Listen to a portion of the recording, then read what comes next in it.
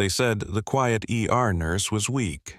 Then the CEO struck her in front of the whole hospital. By dawn, 3 Marine generals were standing in his lobby. Tell me something. Have you ever been humiliated so deeply that your whole body went silent? But you still had to stand there and keep doing your job like nothing happened. Because this story is not just about power revenge or a man who picked the wrong woman. It is about what happens when the person everyone overlooks is carrying a battlefield inside her chest.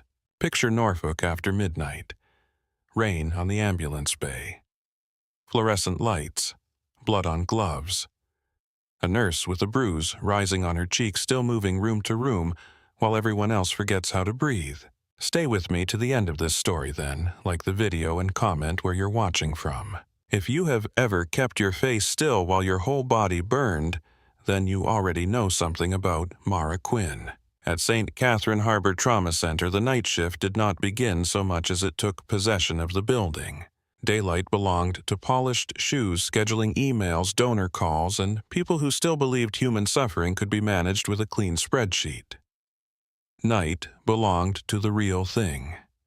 Night belonged to blood on tile breath stolen by panic-broken wrists from bar fights, chest pain that turned out to be grief, grief that turned out to be heart failure and the hard fluorescent mercy of a hospital that never truly slept. Mara arrived at 10:48 every evening. Never 10 minutes early. Never barely on time. Just enough to cross the employee lot while the city was still changing color and the harbor wind cut through a coat like it had something to prove. Norfolk in March had a way of making every street look unfinished. Wet sidewalks, rust-colored reflections under streetlights, fog rising from the Elizabeth River in pale ribbons that drifted between buildings and disappeared. Somewhere beyond the parking structure, a ship horn rolled low across the dark water and seemed to settle inside your ribs. She parked a 10-year-old gray sedan in the same corner space, every shift 3 rows from the loading dock and far enough from the employee entrance to avoid the small orbit of gossip that formed around the front cameras after 10 at night. She turned off the engine and sat for a moment with both hands resting on the wheel. Not praying, not planning, just listening. Rain tapped lightly across the windshield. A siren rose somewhere downtown, held for 3 long seconds, then cut off. Mara reached up, nudged the rearview mirror by less than an inch, looked at herself once, and let it go. No lipstick, no jewelry. Navy scrubs beneath a black coat. Hair pinned tight. A face plain enough to disappear in a crowd if the crowd was busy enough. In a hospital, it always was. Inside the employee entrance, Walt Kerr stood behind the security desk with a paper cup of coffee and a crossword he had been pretending to solve for the last hour. He was 63 broad through the shoulders in the way old shipyard men stayed broad, with a limp that flared in bad weather and eyes that missed less than he liked people to think. He held out his hand for her badge. Storm is moving in. Mara passed the badge over. That means drunks, car wrecks, and 2 people claiming chest pain because the shelter is full. Walt scanned the badge, slid it back, and grunted. Good. Means the residents will learn humility before midnight. She tucked the badge into her pocket. Optimistic. He almost smiled. I save it for special occasions. She pushed through the second set of doors and disappeared into the hospital. The back corridor behind the emergency department smelled like bleach-burned coffee and wet wool. Somewhere overhead, an intercom page crackled halfway through a name and died. A transport orderly rolled past with one hand on a gurney and the other pressing a wad of gauze against a cut over his own eyebrow like he had run out of time to care about himself properly. Mara bypassed the break room, bypassed the nurse's station, went straight to supply. Supply was the only place in St. Catherine that felt honest to her. No speeches, no hierarchy, no polished smiles. Just shelves and labels and drawers full of objects with a single purpose. Either they worked or they did not. There was peace in that. She shrugged off her coat, hung it on the same hook inside the door, and rolled the first crash cart beside the metal counter. Then she began. Saline flushes. airway kits, tourniquets, sterile tape, trauma shears, catheter trays, lidocaine, pressure bags, intubation blades, needle sizes lined up and checked by touch as much as sight. One by one, she lifted each item, checked the seal, checked the date, and returned it to the drawer exactly where it belonged.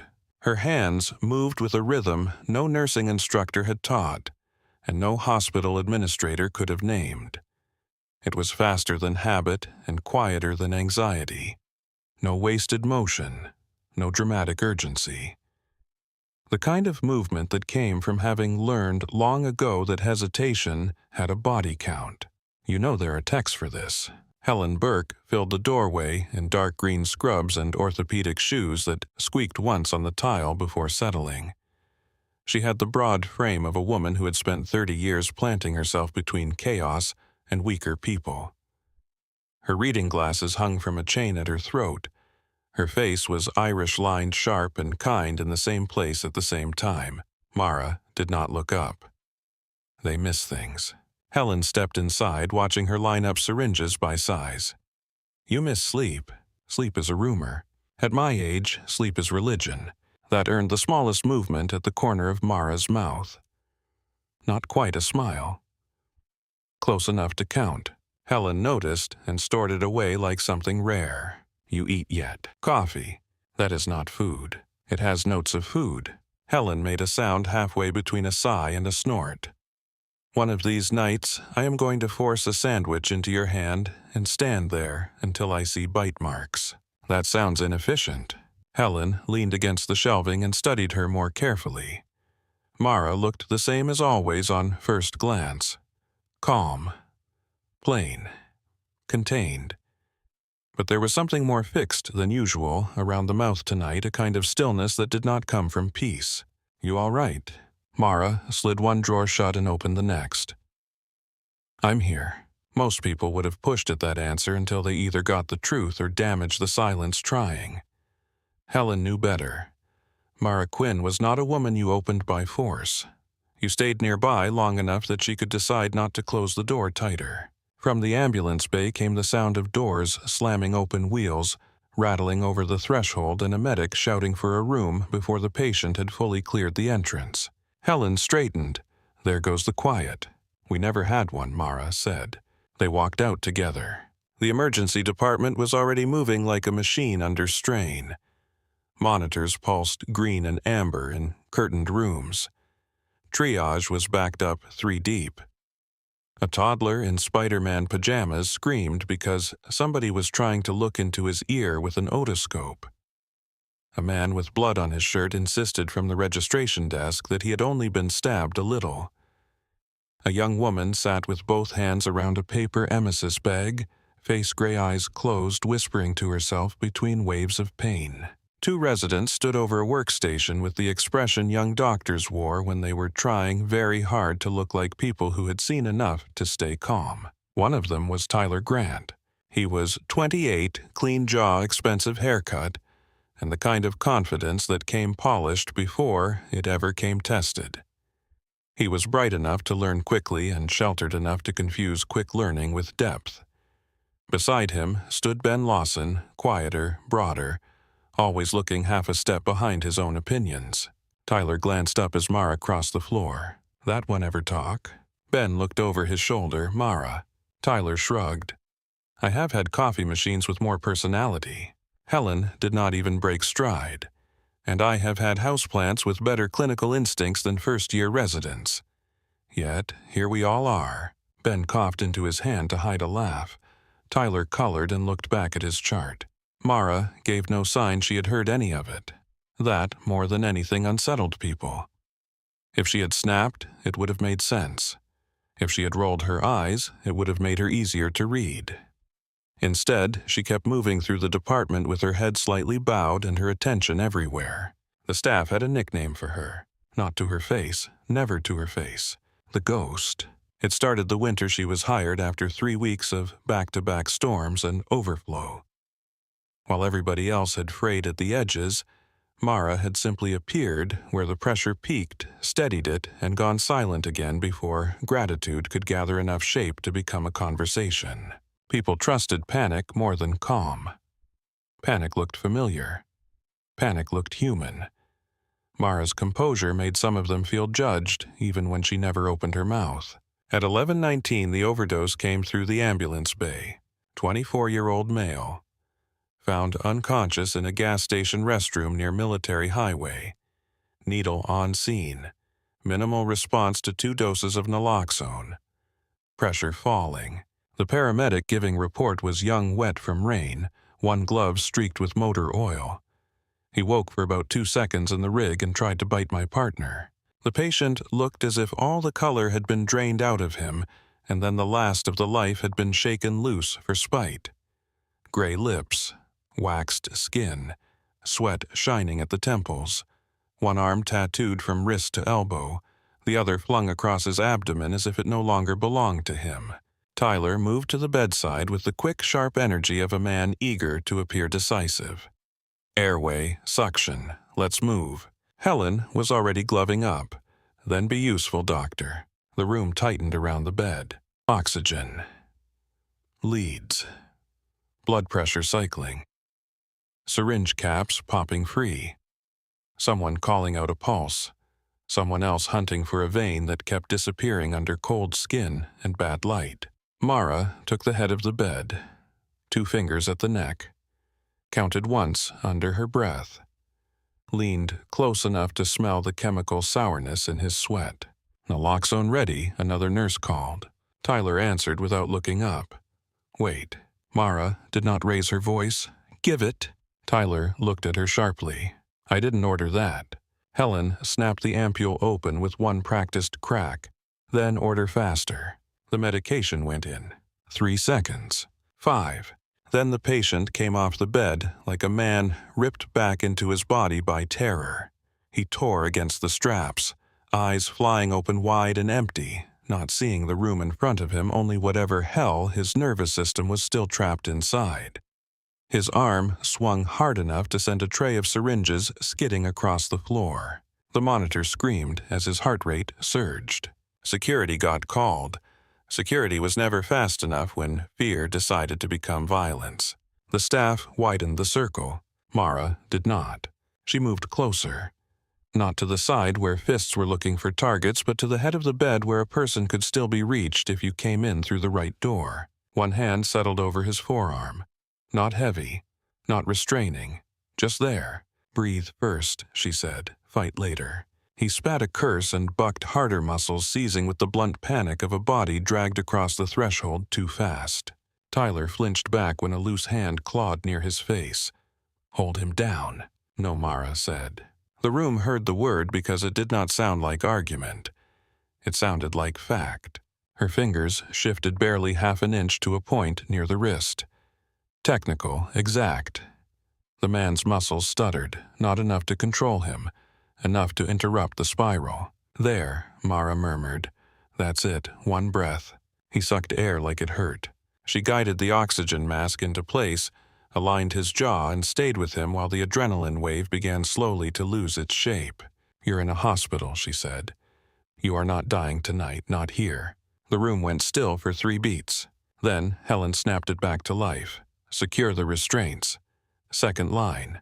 Somebody please move Dr. Grant before he gets mistaken for furniture. A burst of laughter escaped one of the nurses. Tyler's face darkened. Within a minute, the patient's breathing had settled enough to count. Within 3, the room had found its rhythm again. Mara stepped away first, not because she was done, because that was what she always did. She left before anyone could gather enough awe to become a speech. Tyler watched her over the side rail as she stripped off her gloves. How did you do that? She tossed the gloves in the bin. He needed a wall, not a war. That doesn't mean anything. It means if you treat fear like disrespect, you lose both. She took a fresh saline bag from the counter and moved on. The next few hours came hard and fast, in the way only emergency medicine could manage. A fisherman with a hook buried deep in the meat of his palm. A college sophomore hyperventilating so violently she swore she was dying while her pulse ox read perfect. A retired Navy machinist who walked in under his own power hand pressed to the center of his chest and turned out to be in the early stages of an infarction. A little boy who split his chin open on a coffee table and stared at his own blood in pure outraged disbelief. Mara moved through all of it with the same quiet precision. When the boy started to shake, she crouched to eye level and asked him very seriously whether he wanted the dinosaur bandage or the shark one first. By the time he chose, his breathing had settled enough for the suture tray. Around 2:11 in the morning, the department hit the sort of lull that only existed by comparison. Nobody was resting. They had simply stopped actively drowning. Helen found Mara at the sink in the break room, rinsing out a paper cup she had no reason to save. Tyler and Ben sat at the table with their coats off and their ties loosened, carrying themselves with the smug fatigue of men who thought surviving one hard stretch had made them seasoned. Tyler tore open a packet of crackers and said, "I'm just saying, all due respect, but trauma takes a certain edge. You can't be soft." Ben, who had learned to agree with the room before deciding what he thought, nodded too quickly. "Yeah, you need granite in an ER." Helen stirred powdered creamer into her coffee, although she took it black every single night. "Funny," she said. "From where I'm standing, the only fragile thing in this room is male ego." Ben smirked because he thought it was a joke. Tyler leaned back in his chair. "Come on, Helen. She's good, sure. I'm saying that kind of quiet doesn't hold under real pressure." Helen set the spoon down. The tiny metal click carried farther than it should have. "I have watched Mara Quinn stabilize rooms that had already started falling apart around physicians twice your age," she said. "I have watched her talk terrified people down off ledges you boys did not even notice were there. I have watched her catch mistakes before they killed people, and do it without needing applause, credit, or a speech afterward." Tyler sat straighter. "Nobody said she was bad. You didn't have to." Mara stood at the sink through all of it without turning around. Ben looked at her profile, then at Helen, then wisely at his own coffee. Tyler stared into the table like it had betrayed him. Helen took one sip, grimaced at the taste, and walked out. After a moment, Tyler said quieter now, "Did she hear that?" Mara dried her hands and answered without looking at him. "Recheck bed 7's potassium before you sign off on the chart." Then she left. By 5:34, the windows beyond the ambulance bay had gone from black to charcoal. Shift change started rolling in. Day staff arrived with fresh coffee-pressed scrubs and the smell of dry coats.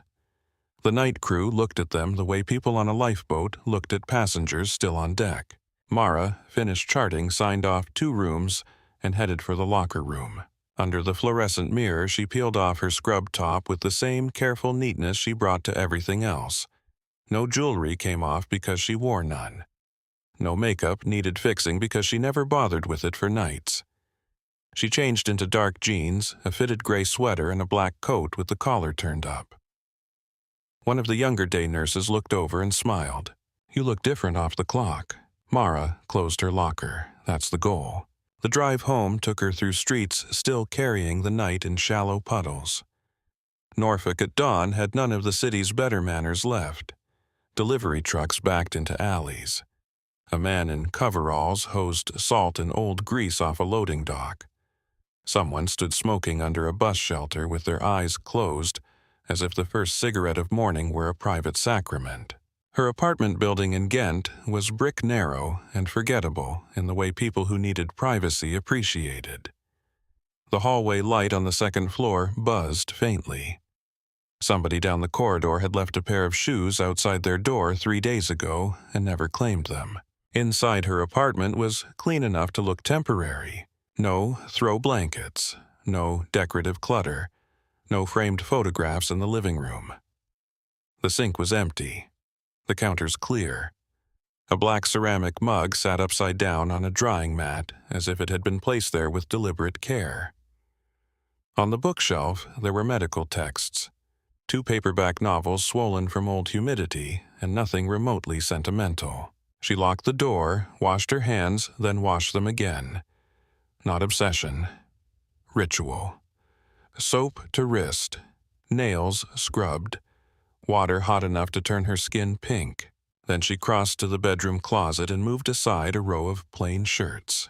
Behind them sat a small wooden box with brass corners worn dull from years of use. She lifted it down, set it on the bed, and turned the dial lock without looking. Inside lay a life she did not discuss. A scorched black patch embroidered with a silver bird rising through flame. A creased photograph of 12 figures in desert dust faces narrowed against sun and heat, standing too close together to be anything but people who had already learned what loss cost. A tarnished military cross with one side scratched and one date engraved so deeply it had been carved by somebody angry. And beneath all of it, a narrow strip of faded cloth marked with route coordinates and unit shorthand, the ink long sunk into the weave. Mara touched the patch first with the back of 2 fingers instead of the front, as if old things could still burn. Her phone buzzed on the kitchen counter. Once, twice, 3 times. She stayed where she was and listened to it. Finally, she crossed the apartment, looked down at the screen without picking it up, and saw an unknown number with a single message preview. Need to know you're secure. Her expression did not change. She set the phone face down and returned to the bedroom. The box stayed open another minute. Then she touched the cross, closed the lid, and slid it back behind the shirts. That was how she slept, with her history put away where no one could stumble into it by accident. She got 3 hours. At noon, she woke all at once, not gradually, but like her body had been yanked out of the dark by an alarm only it could hear. For one disorienting second, she did not know where she was.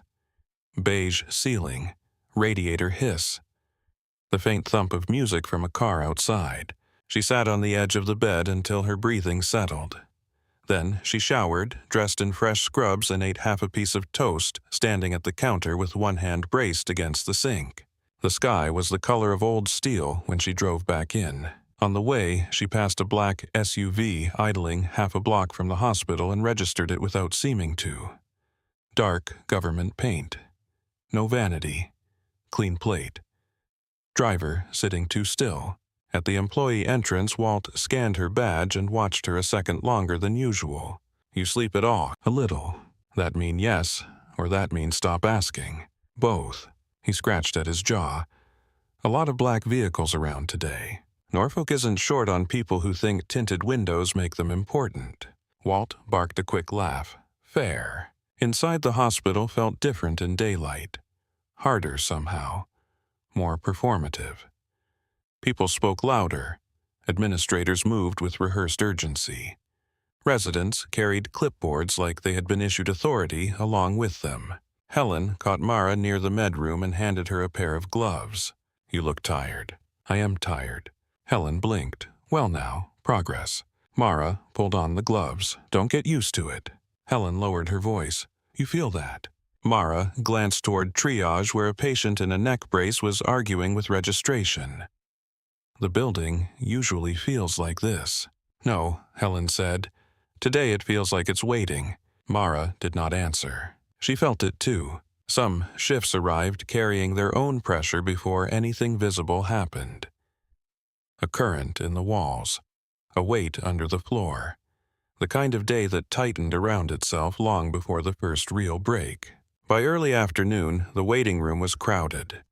A child in asthma distress came in blue around the lips and left breathing easier 10 minutes after respiratory, and Mara worked him in sync. A woman with a wine stain on her blouse whispered that she fell downstairs while thumb-shaped bruises purpled beneath one sleeve. An old man with chest pain gripped Mara's wrist halfway through an IV and said, "Don't let me die in this place." "You're not dying today," she told him. He believed her because she said it like a fact instead of a prayer. At 2:07, the ambulance bay doors opened again. Not with sirens this time. With money. A private ambulance rolled into the bay, followed by men in tailored coats. 2 assistants already on their phones, and the unmistakable tightening that happened when a hospital suddenly remembered status before medicine. Helen looked up from the desk and muttered, "Oh, hell." Mara followed her gaze. An elderly man with expensive silver hair lay pale and sweating beneath immaculate blankets, one manicured hand gripping the rail of the gurney, while aides crowded both sides like bodyguards at a funeral. "Who is it?" one of the newer nurses whispered. Helen did not lower her voice. "Senator Daniel Whitmore." The nurse straightened at once. "The one from the Sunday shows. The one from every show." Mara looked once at the patient, once at the tablet clipped to the stretcher, and then at the people gathering around him. Residents trying not to look excited. Administrators pretending not to look terrified. Victor Shaw, already moving down the corridor faster than a man of his station ever moved for ordinary people. The top drawer of the crash cart clicked softly under Mara's hand. Helen turned to the floor, all charge nurse now. "Trauma 2. Clear the hall.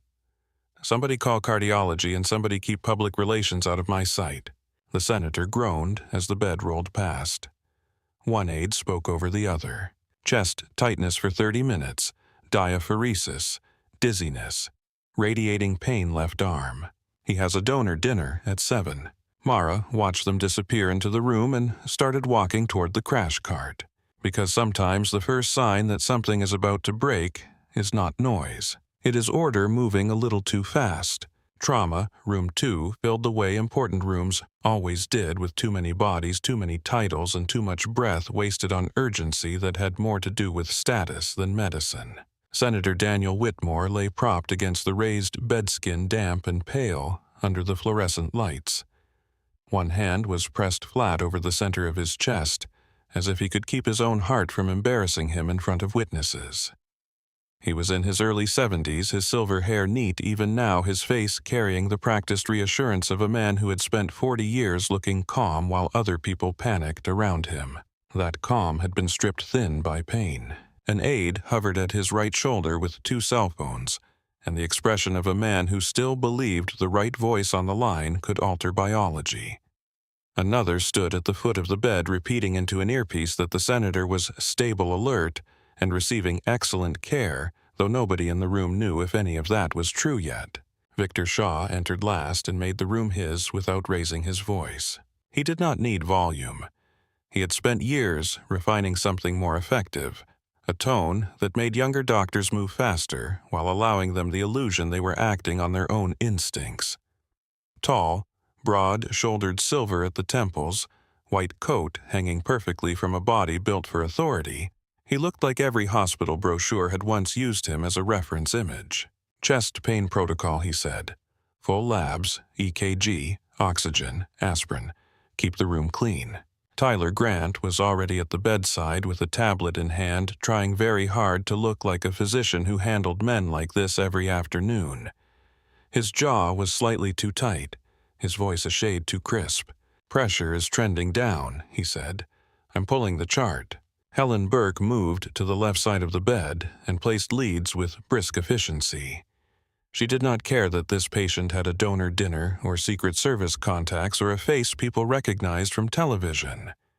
Cardiac muscle did not care about status. It died on its own schedule. Mara rolled the crash cart into position, checked the top tray, and stayed close enough to hear without stepping into the theater of power gathering around the bed. Whitmore grimaced as another wave of pain moved through him. "How bad is it?" Victor leaned in with professional gravity, arranged just right. "We are evaluating that now, Senator." Mara checked the oxygen tubing, the IV line, the monitor leads, the wristband. Then she looked at the screen in Tyler's hand. At first glance, it matched. That was how mistakes survived. In first glances.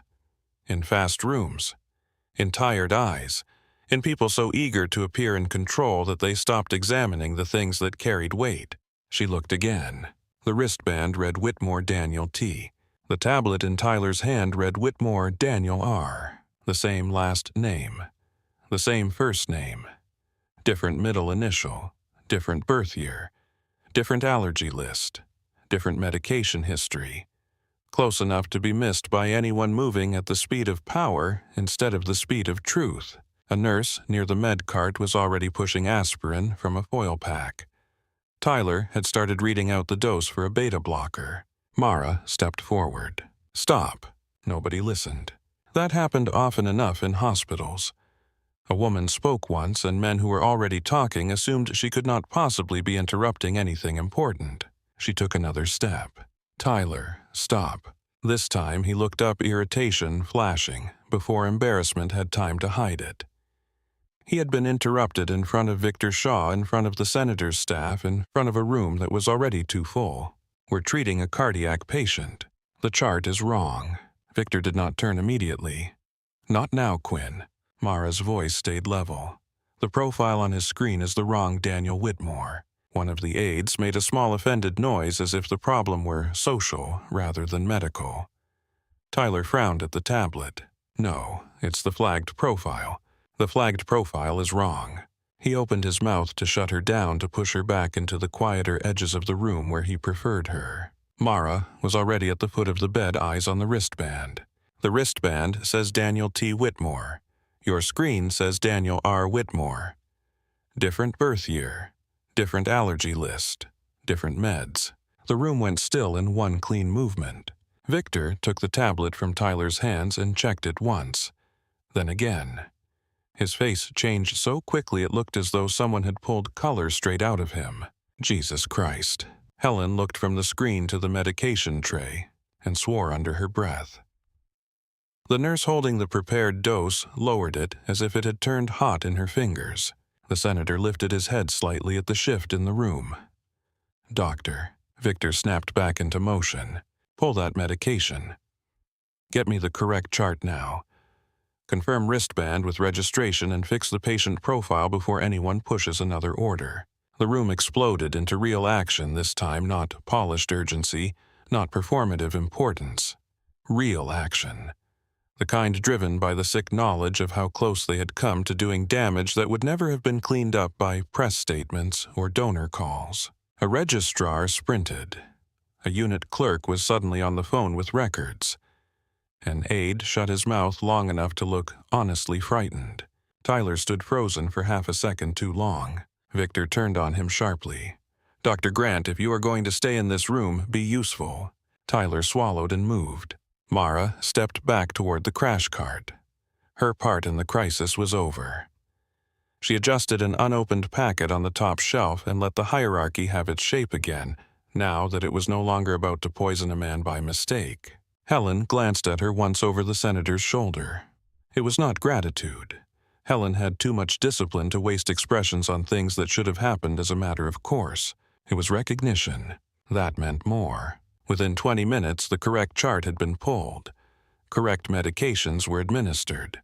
Whitmore's color improved just enough to reassure the aides and lower the pitch in their voices.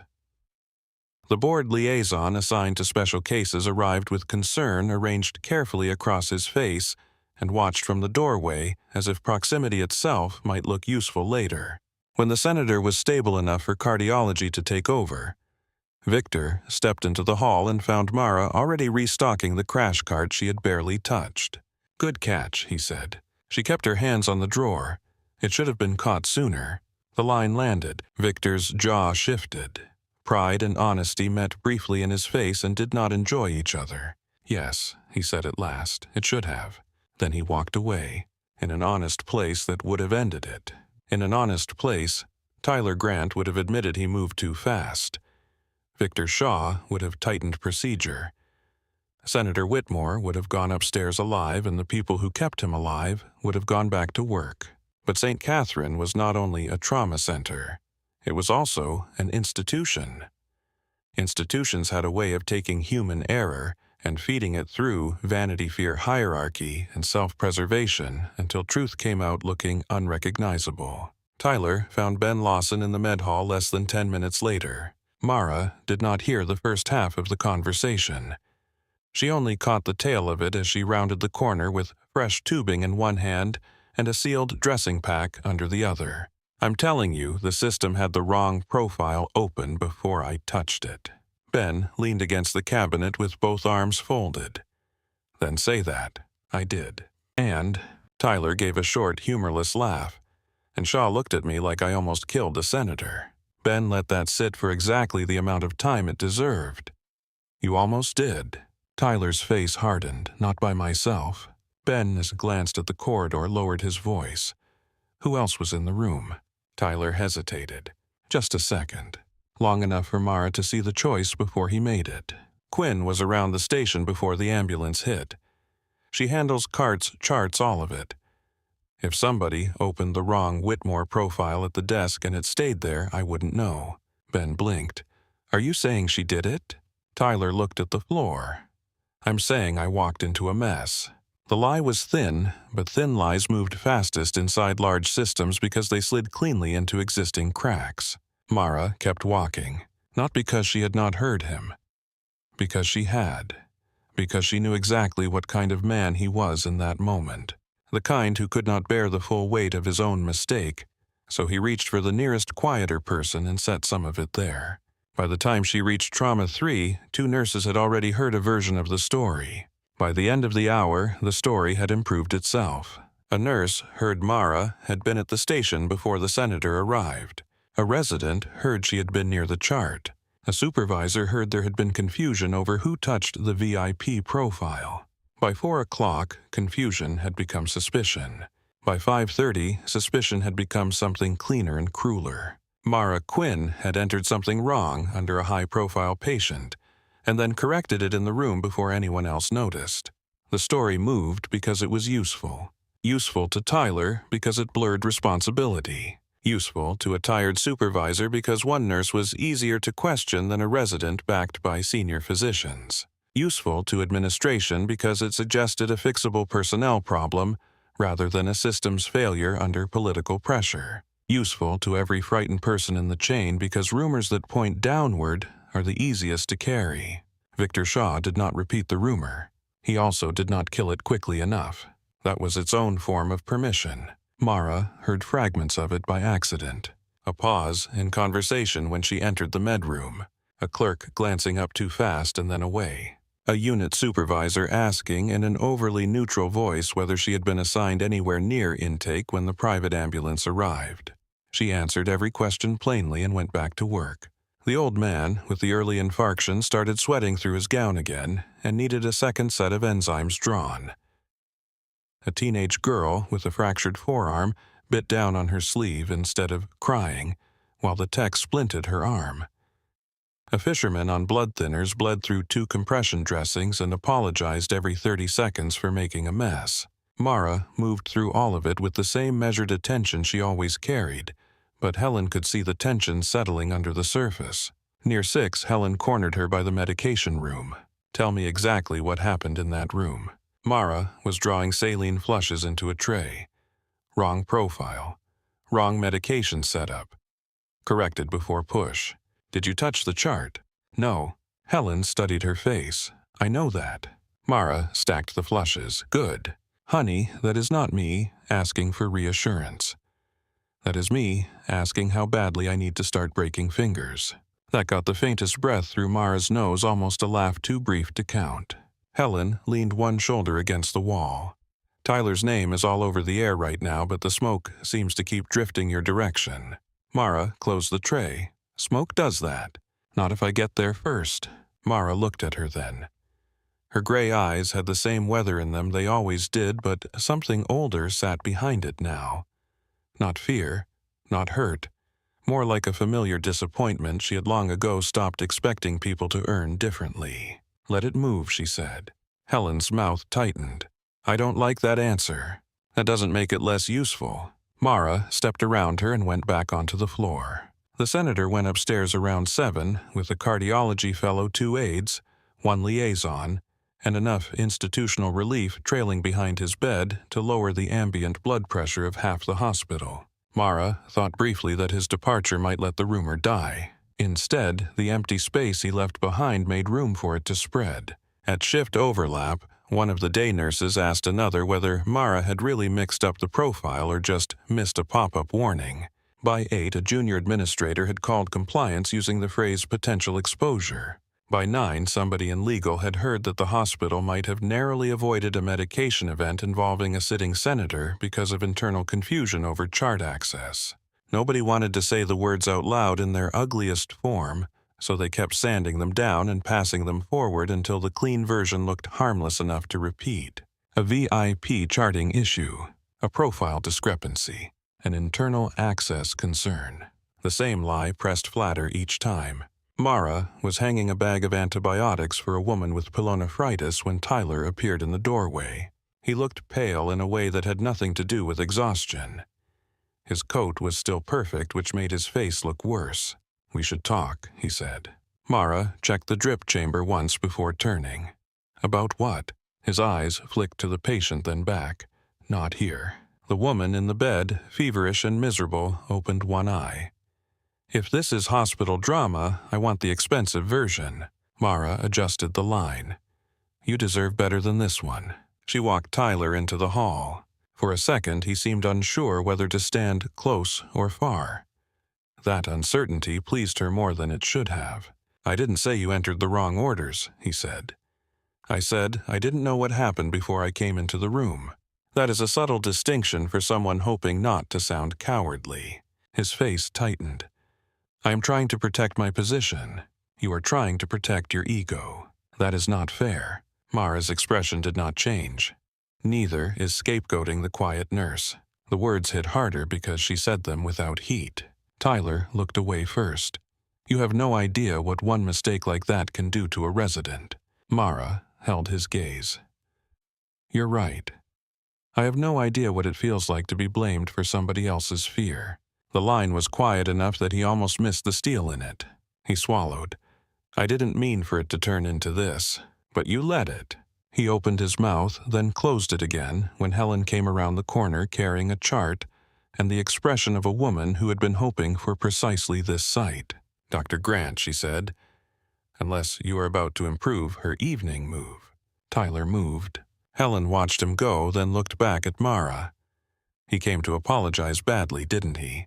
He came to survive." Helen handed over the chart. "The board liaison has been on the phone twice in the last hour. That man sweats through tailored wool like a sinner in church. I do not trust it." Mara flipped open the chart. "Bed 14 needs a redraw on sodium." Of course they do. The night kept eating time. At 9:18, a new nurse named Jamie Perez found Mara in the supply alcove restocking pressure dressings and paused when she saw the small notebook open beside the tray. On the page were not grocery reminders or shift notes. It was anatomy, hand-drawn, dense, precise. Nerve maps in the neck and shoulder. Blood vessel branches along the clavicle. Tiny notes in narrow compressed handwriting beside pressure points and airway angles. Jamie blinked. "Do you draw that for fun?" Mara kept her pencil moving for one last line before closing the book. "It keeps my hands honest." "For what?" Mara slid the notebook into her pocket. For the moment, people stopped being rational. Jamie laughed uncertainly. "That is most of this building." Mara looked up. "Exactly." She returned to work. At 9:47, the first direct call from administration hit the floor. Not to Victor, not to Helen, to the charge desk. Helen picked it up and listened in silence for 7 seconds, during which her face transformed from neutral to offended to murderous. "No," she said into the phone. "You may not pull one of my nurses off the floor for an informal conversation while I am running 6 holds, 2 active evaluations, and a waiting room that sounds like a kennel." Pause. "No, you can come down here if legal suddenly discovers courage." She hung up hard enough to rattle the receiver. Mara was 3 feet away labeling a blood tube. "They asked for me." "They did. What did you tell them?" "That I'd rather set myself on fire." Mara almost smiled. Helen saw the flicker and felt obscurely rewarded. By 10:15, upper administration had done enough nervous circling that the issue reached the board member assigned to hospital operations.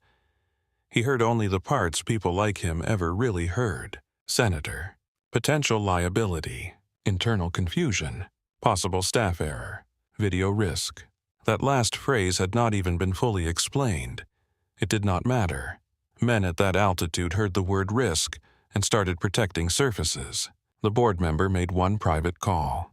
That was how the matter reached the executive floor. Damian Kessler did not come to the emergency department often. Men like him preferred the upper levels, where money looked clean, Pain smelled faintly of hand sanitizer instead of blood, and decisions arrived through folders rather than screaming through ambulance doors. But when he came downstairs, it usually meant one of two things. Somebody rich was angry, or somebody important was frightened. Tonight, both were true. Near 11, rain began again, tapping at the ambulance bay windows in a soft, relentless pattern. The waiting room television showed a local weather segment nobody was listening to. A janitor buffed one corner of the lobby, while a teenager slept upright in a plastic chair with his hood over his face and one sneaker untied. Mara was at the nurse's station, sorting IV kits into the top drawer of a supply bin. Calm hands, straight spine. The ordinary face of a woman who had already worked through a dozen small disasters, and would work through a dozen more before the night let go of her. The elevator at the far end of the corridor opened. The board liaison stepped out first, moving with the nervous hurry of a man who hated being nearest the actual problem. Behind him came Damien Kessler, dark coat, still wet at the shoulders, expression arranged into the kind of control wealthy men mistook for discipline. He stopped at the edge of the ER and let his eyes sweep the room. What happened with the senator? Nobody answered quickly enough. That more than anything annoyed him. His gaze settled on Mara because power always looked first for the person least interested in performing deference. He crossed the floor, and the emergency department, without yet understanding why, began to go quiet. Damien Kessler was in his early 40s. Sharp-featured dark hair combed straight back. Expensive watch hidden under the cuff of a coat that cost more than some of the orderlies paid in rent each month. He had the kind of face money liked to stand behind. Clean enough for a fundraiser. Controlled enough for a board meeting. Severe enough to make younger administrators mistake composure for character. He stopped at the nurse's station and planted one hand on the counter. I asked a question. A resident froze halfway through a note. A registration clerk kept typing only because fear often disguised itself as productivity. Across the room, a patient monitor began chiming and nobody moved toward it right away. Mara looked up from the IV kits. The wrong profile was open under the senator's name, she said. It was corrected before medication was pushed. Damien's eyes narrowed. Corrected by who? By me. He let out one short breath through his nose, not quite a laugh, not quite disbelief. After you entered it wrong in the first place. I did not enter it. That is not what I heard. Mara placed the last package into the tray and squared the edges as though he were a weather inconvenience and not the chief executive of the hospital. Then you heard wrong. The silence that followed was so complete it felt staged. Helen Burke was already moving from the far side of the department, reading glasses bouncing against her chest as she crossed between chairs and equipment. Tyler stood 10 feet away with a chart in hand and enough guilt in his face to be useful if anybody had chosen to look at him properly. Ben Lawson stared fixedly at the medication room as though looking directly at cowardice might spread it. Damien leaned in closer. Do you understand what kind of exposure you just created for this institution? Mara's face gave him nothing. No exposure occurred. A medication error was prevented. You are in no position to lecture me. No, she said softly. I'm in a position to tell you your information is wrong. It happened in less than a second. His hand came up hard and fast, driven less by rage than by an old reflex men like him carried in the body. The reflex that said when language failed, hierarchy could still be made visible. The slap cracked down the corridor and bounced off glass. A metal tray slipped from a clerk's hand and hit the floor with a shriek of spinning steel. Somewhere in triage, a child burst into frightened tears. A resident actually gasped. The overhead lights seemed to sharpen around the point of impact as Mara's head turned with the strike. Heat flooded her cheek. For one instant, the room fractured at the edges of her vision. Not from pain exactly, but from the body's blunt astonishment that another body had crossed a line this old and stupid in a room full of witnesses. She did not fall. She did not cry out. Very slowly, she turned her face back toward him. Her sleeve had shifted half an inch. The faded strip of cloth at her wrist flashed into view. Old stitched numbers. Weathered coordinates, some private thing worn close to the skin for reasons nobody in that department understood. The trauma surgeon near the med room stared at it, then at her face. "Oh God," he murmured. He hit the wrong woman. Damien pointed toward the doors before his own shock had time to become self-knowledge. "You're suspended," he said. "Get out." Nobody moved. Not because they were obeying him. Because the room itself had not yet figured out how to continue existing around what it had just seen. Mara lifted 2 fingers to her cheek and pressed lightly against the rising heat, as if assessing an injury on somebody else. A single, involuntary tear slid from the eye nearest the impact. Her body's small betrayal. Nothing more. "Bed 12 still needs a redraw," she said.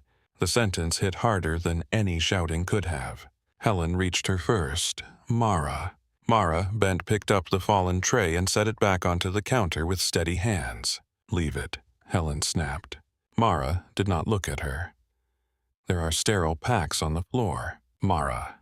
This time, Helen's voice carried all the force she had not aimed at Damien, because she knew which person in front of her could still be reached without making matters worse. Damien looked around then and finally seemed to understand that the room was no longer his because he happened to be standing in the center of it. He saw the phones. Saw the horror in faces he had expected to see agreement in. Saw Tyler's white expression. Saw the registration clerk staring at him like she had just watched something crawl out of a wall. His own anger curdled into something uglier. Not remorse, fear of cost. He turned and walked back the way he had come, shoes striking tile with the clipped rhythm of a man trying to leave, before consequence gathered enough shape to follow. The elevator swallowed him. Nobody breathed normally for several seconds after. Then the department came back in pieces. A monitor alarmed. Somebody whispered, "Did that just happen?" A patient in fast track started crying because everyone else around her suddenly looked frightened, and fear was contagious even when nobody named it. Helen's hands had curled into fists at her sides. "Get security," she said to no one and everyone. "No, get legal. No, forget legal. Get the police." Mara stacked the remaining IV kits into the drawer, closed it, and turned toward supply. Helen stared after her in open disbelief. "You are not walking away from this." Mara kept going. Inside the supply room, she shut the door and sat down on an overturned crate between shelves of gauze and saline bags. Only then did she let herself breathe through the shock properly. In through the nose. Hold. Out slow. The room smelled like cardboard, antiseptic, and dust trapped in the vents above. Beyond the closed door, the hospital kept moving wheels over tile, voices rising and dropping, life continuing with the casual cruelty of institutions that had never once paused for anyone's humiliation. Her cheek throbbed in a hot, precise rhythm. Her phone buzzed in her scrub pocket. Once, then again, then twice more in quick succession. Mara ignored it. Helen came through the door less than a minute later and shut it hard enough to rattle the shelving. "I'm calling the police." Mara kept her eyes on the floor. "No." Helen stared at her.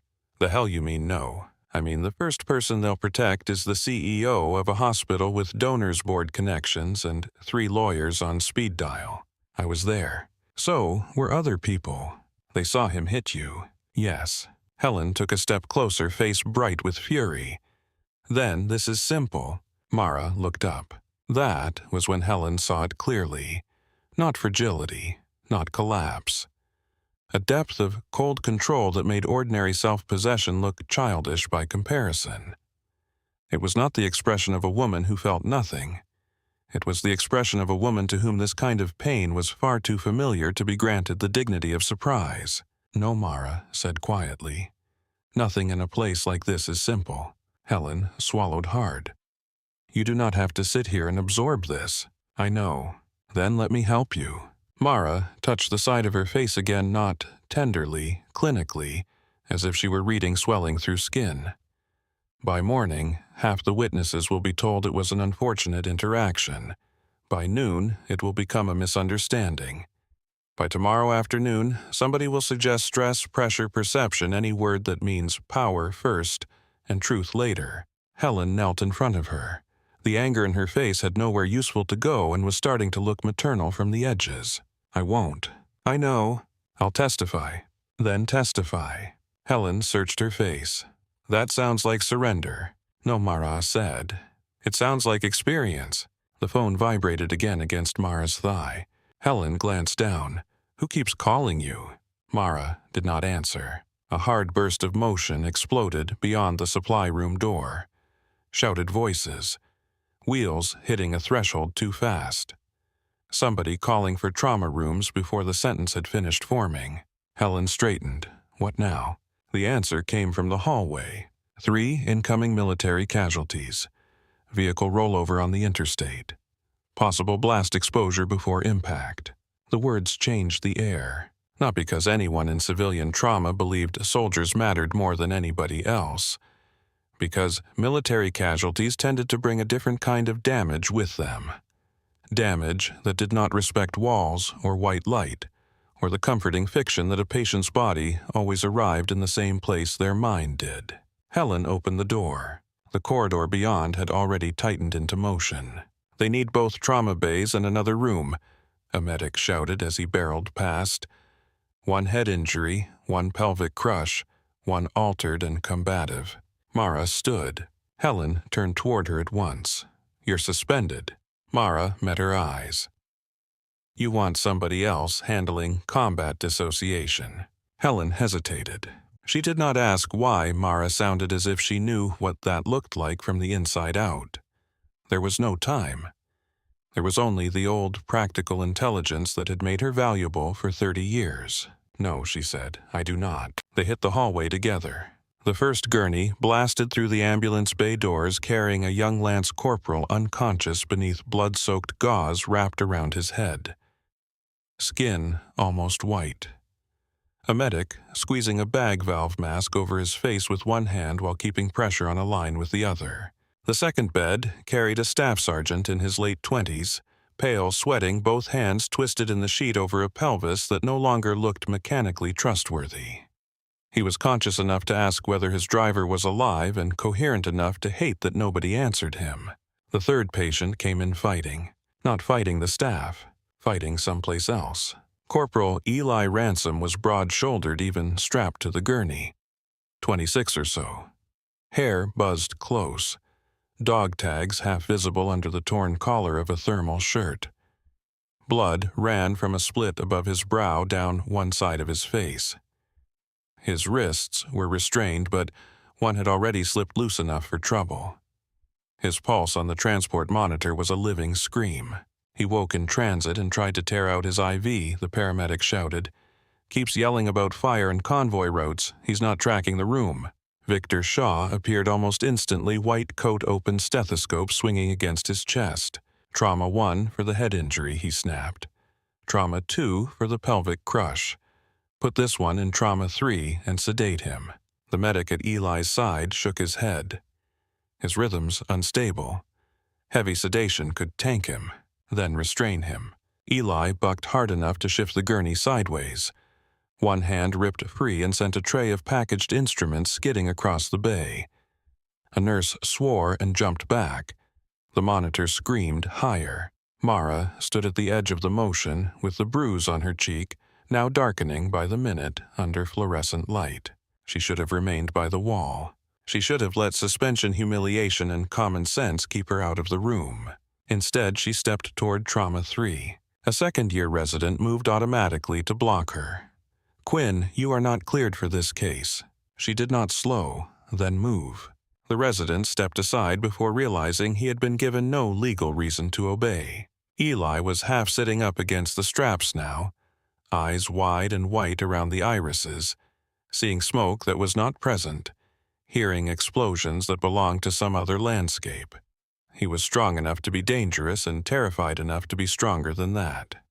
His free hand cut the air looking for something that had once been there and was still killing him by memory alone. Victor reached for the sedative. Push it. Mara stepped between his hand and the IV line. Stop. Victor stared at her as if he had momentarily forgotten she was still in the building. You are suspended. He'll crash. He is endangering staff. He's drowning. The word hit the room and stayed there. Victor's hand remained over the line. He needs control. No, Mara said. He needs orientation. No one in the room moved for a beat. Then Eli kicked hard enough to slam the bed rail. The monitor squealed. A nurse flinched back from the IV pole.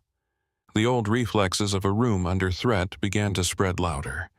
Voices, faster hands, the collective urge to win against fear instead of reading it.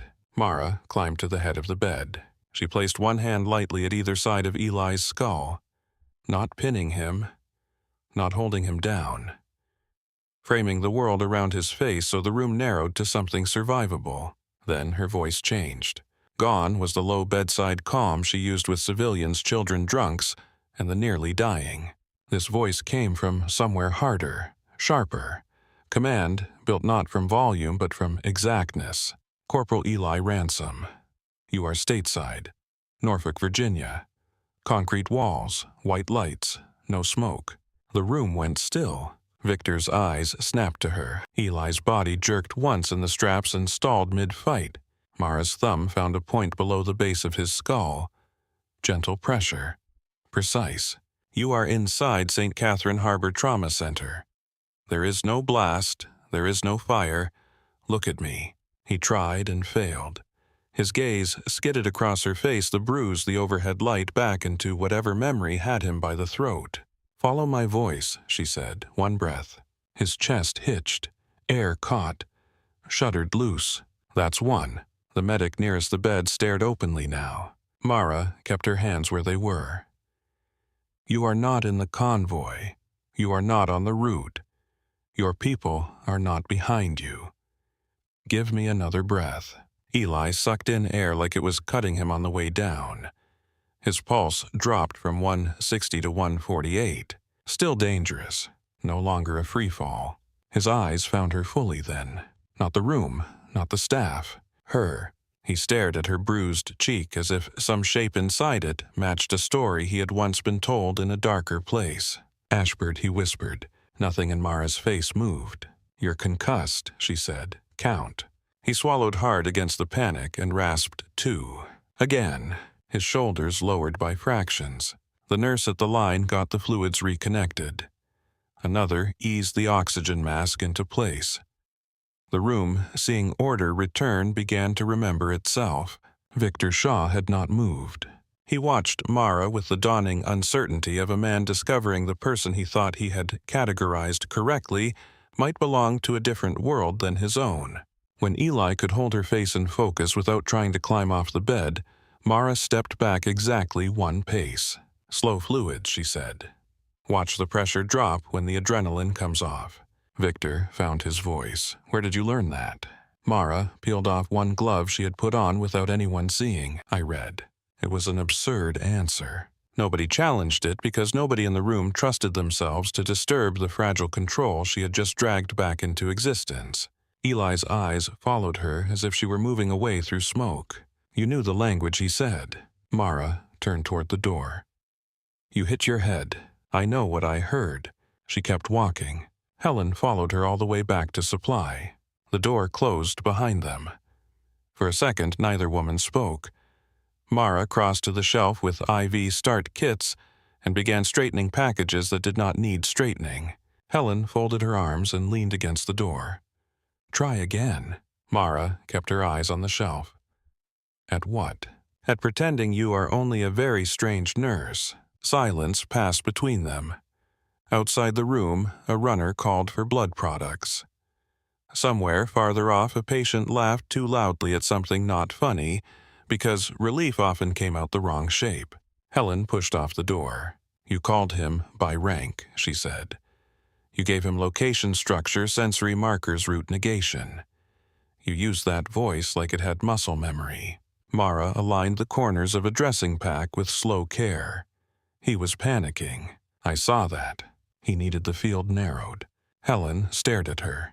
And you just happened to know exactly how to do that. Mara shut the cabinet.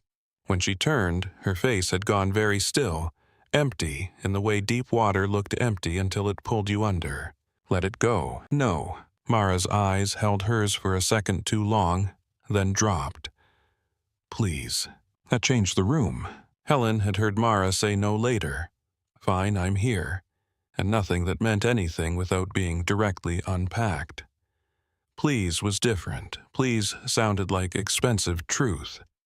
Like a woman not refusing to trust but trying not to come apart on a clean hospital floor in front of somebody kind enough to notice. Helen's voice softened without losing edge. You don't have to tell me everything. Then I won't. Helen let out a breath through her nose. Fine. But I'm not blind. No, Mara said quietly, you're not. Helen left her there with the supplies and the hum of the lights. Alone again, Mara stood perfectly still. Then she tugged back the cuff of her sleeve. The faded cloth strip still circled her wrist. Worn coordinates. Old route numbers. A relic of a map nobody in this building could read. Her fingertips touched it once, not with sentiment, but with the abstract care people gave healed fractures when weather changed. Outside, rain streaked the hospital windows silver. In a black SUV across the street, Maya Frost lowered the brightness on her secured tablet and typed fast. Subject, verbally engaged casualty, using retired Marine stabilization language consistent with restricted field protocols. Direct response observed. Cole Danner sat behind the wheel with one hand on the steering column and the other resting near the scar that ran from temple to jaw. He had not moved much in the last hour. Years of surveillance work had taught stillness so deeply it looked biological. She didn't lose it, he said. Maya glanced at him. You sound relieved. I sound awake. Her tablet chimed with a secure reply. She read it once and exhaled. Command updated the order set. Protective status active. Extraction authorized if threat escalates. Cole looked back toward the trauma wing. That depends who defines escalates. A hospital CEO just assaulted her in front of witnesses. That qualifies for me.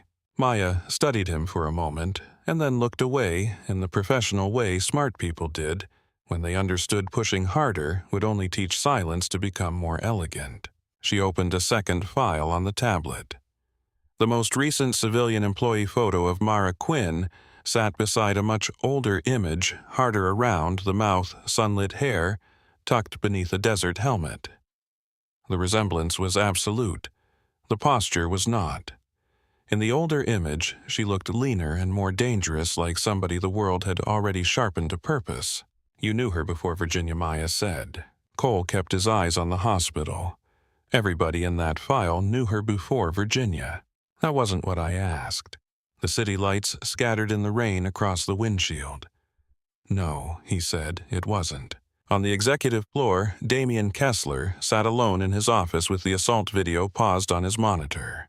His own hand hung frozen in the frame. His own face, just before impact, twisted not into rage exactly, but something worse. The certainty that the world would absorb whatever he did and remain loyal to the version of him it had been paid to believe in. He had watched the clip enough times now that it no longer looked like anger. It looked like failure caught 1 second before it understood itself. 3 phones sat on the desk beside him. Board line, personal line, private line for numbers that never got written down anywhere visible. The board line lit first. He answered on the second ring. The chairman did not bother with a greeting. Tell me the video is fake. Damien rubbed once at the bridge of his nose. It is contained. That was not my question. It happened. Silence on the other end went cold. We are already handling internal exposure, Damien said. The nurse was involved in a VIP chart discrepancy earlier in the day. There are questions about access and conduct. The chairman let out a short sound that might have been disbelief or disgust.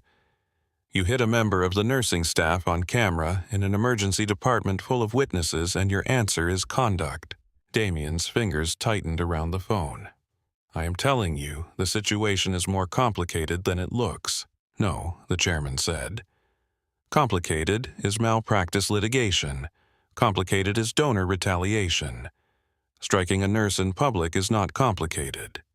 It is stupid. Damien stared at the rain on the windows beyond his desk. Security can contain the footage. The pause this time was longer and more dangerous. Legal attempted to pull her background, the chairman said. The file is sealed. Damien sat up straighter. Sealed how? Federally. That means nothing. It means compliance tripped an access warning. Legal tripped a second one. And now I have two people asking me why a civilian ER nurse at one of my hospitals carries compartment protection higher than anything on our board. Damien's expression shifted. What exactly did you put your hands on tonight? The chairman asked. The line went dead before Damien answered. He sat very still after that. The office around him had all the usual signs of authority: framed awards, donor photographs, leather chairs. No patient would ever sit in a crystal decanter catching city light. For the first time since he had taken this job, the room felt decorative. He reached for the private phone and dialed a number from memory. When the call connected, he did not waste time. I want everything you can find on Mara Quinn. A pause, keys clicking. Then a man's voice from somewhere Damien would never have named out loud. That file is locked hard. Nothing is locked hard. This one is. Then try again. We did. Damien stared at the paused frame of his own hand on the screen. Who is she? Whoever she is, she sits under federal compartment protection. You keep pushing, and your inquiry starts appearing in places you do not want your name. A colder fear moved through Damien then. Not scandal, not donors, not headlines. The older fear, the kind old money taught quietly and never wrote down. The fear of having struck someone attached to a world that answered insult with consequences too clean to be stopped by lawyers. By the time Mara finally left the hospital, the storm had burned down to a thin, hard drizzle. Helen had tried twice to make her go home earlier. Walt Kerr watched her cross the employee lot without speaking, one hand lifting in a gesture too small to be a wave and too human to be procedural. Mara got into her car and locked the doors before allowing herself to look at her phone. 19 missed calls. 4 from blocked numbers. 3 from hospital extensions. 1 new message received 12 minutes ago. Stay inside. No signature. She read it once, then set the phone face down in the passenger seat and started the engine. Norfolk before dawn looked washed raw. Wet pavement reflecting streetlights in torn strips of yellow and white. Empty buses, delivery trucks, a man smoking under a loading dock awning with his shoulders up against the cold. At home, she locked the apartment door, checked the windows without thinking, and stood in the quiet long enough to hear the refrigerator hum. Then she went to the closet. The wooden box came down again. This time, she took out the photograph. 12 figures in desert dust, some smiling, some too tired for it. One woman in the center with rolled sleeves, face-leaner eyes narrowed against a sun that made no allowances. Mara touched each face once with her fingertip. She could still name them all in order without looking. The phone buzzed on the counter. She closed her eyes before turning toward it. The message was from another unknown number. Need confirmation you are physically secure. Her hand tightened very slightly around the photograph. Outside, across the street, the black SUV remained parked beneath a dead street lamp. Maya read the glow from Mara's apartment window and checked the time. Cole sat behind the wheel with his coat collar turned up, posture as still as if he had been cast there. She got the message Maya said. Cole watched Mara's silhouette cross the apartment once, then stop. She won't answer. How do you know? Because disappearing got built into her like scar tissue. Maya looked down at the updated directive thread. Command wants to know whether she appears destabilized.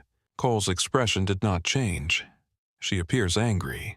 That isn't the same thing. No, he said, it isn't. Inside the apartment, Mara read the latest message again, then deleted it. Not because it meant nothing, because it meant too much. She returned the photograph to the box and shut the lid. The dial clicked softly under her fingers. An old sound. Final in ways newer systems never managed. Then she stood at the window with a mug of untouched coffee in both hands and looked directly at the black SUV for exactly 1 second before letting the curtain fall shut. The coffee cooled. The bruise darkened. The room held its silence around her like something earned. By the time Mara left for the hospital, the sky over Norfolk had gone from black to a flat, wet gray that made every building look colder than it was. Morning traffic had started to thicken. Headlights smeared across slick pavement. Men in reflective vests stood outside a construction site warming their hands around paper cups. A city bus hissed to a stop near the waterfront and released a line of tired faces into the rain. Mara drove with both hands on the wheel, and her face turned just slightly away from the ache in her cheek. At St. Catherine Harbor Trauma Center, she parked in the same corner space she always used. The bruise had ripened overnight into something undeniable dark along the bone, impossible to mistake for anything but violence. She killed the engine, sat for one breath, and got out. Walt Kerr saw her before she reached the badge scanner. He straightened behind the security desk and lowered the clipboard in his hand. For a moment, the old shipyard strength in him looked ready to say something reckless and loyal. Administration sent a memo, he said instead. You are not supposed to be on the premises. Mara held his gaze. Are you going to stop me? Walt looked at the bruise, once then back at her face. No pity, no performance, just a long, steady look from a man old enough to know when rules were being used as camouflage. No, he said. He reached past the scanner and buzzed the door open himself. Mara gave a single nod and walked through. The hospital knew she was there before she reached the elevators. Buildings like St. Catherine carried rumor faster than oxygen. Conversations thinned when she passed. A registration clerk near the waiting room looked away too quickly. A transport orderly gave her the smallest nod, almost reverent, as though he had seen the video and did not know what else to do with his anger. Helen Burke found her near the nurses' station. She moved fast for a woman who had already been on shift, and hourglasses hanging against her scrub top, face drawn tight with worry and temper both. You should not be here. Mara reached for a box of gloves. Good morning to you, too. Helen stopped in front of her and looked directly at the bruise. Daylight made it uglier. That changed something in Helen's face. He's trying to get ahead of it, she said. Legal has been in since 6. Compliance is pacing like they just discovered sin. That sounds tiring. It gets worse.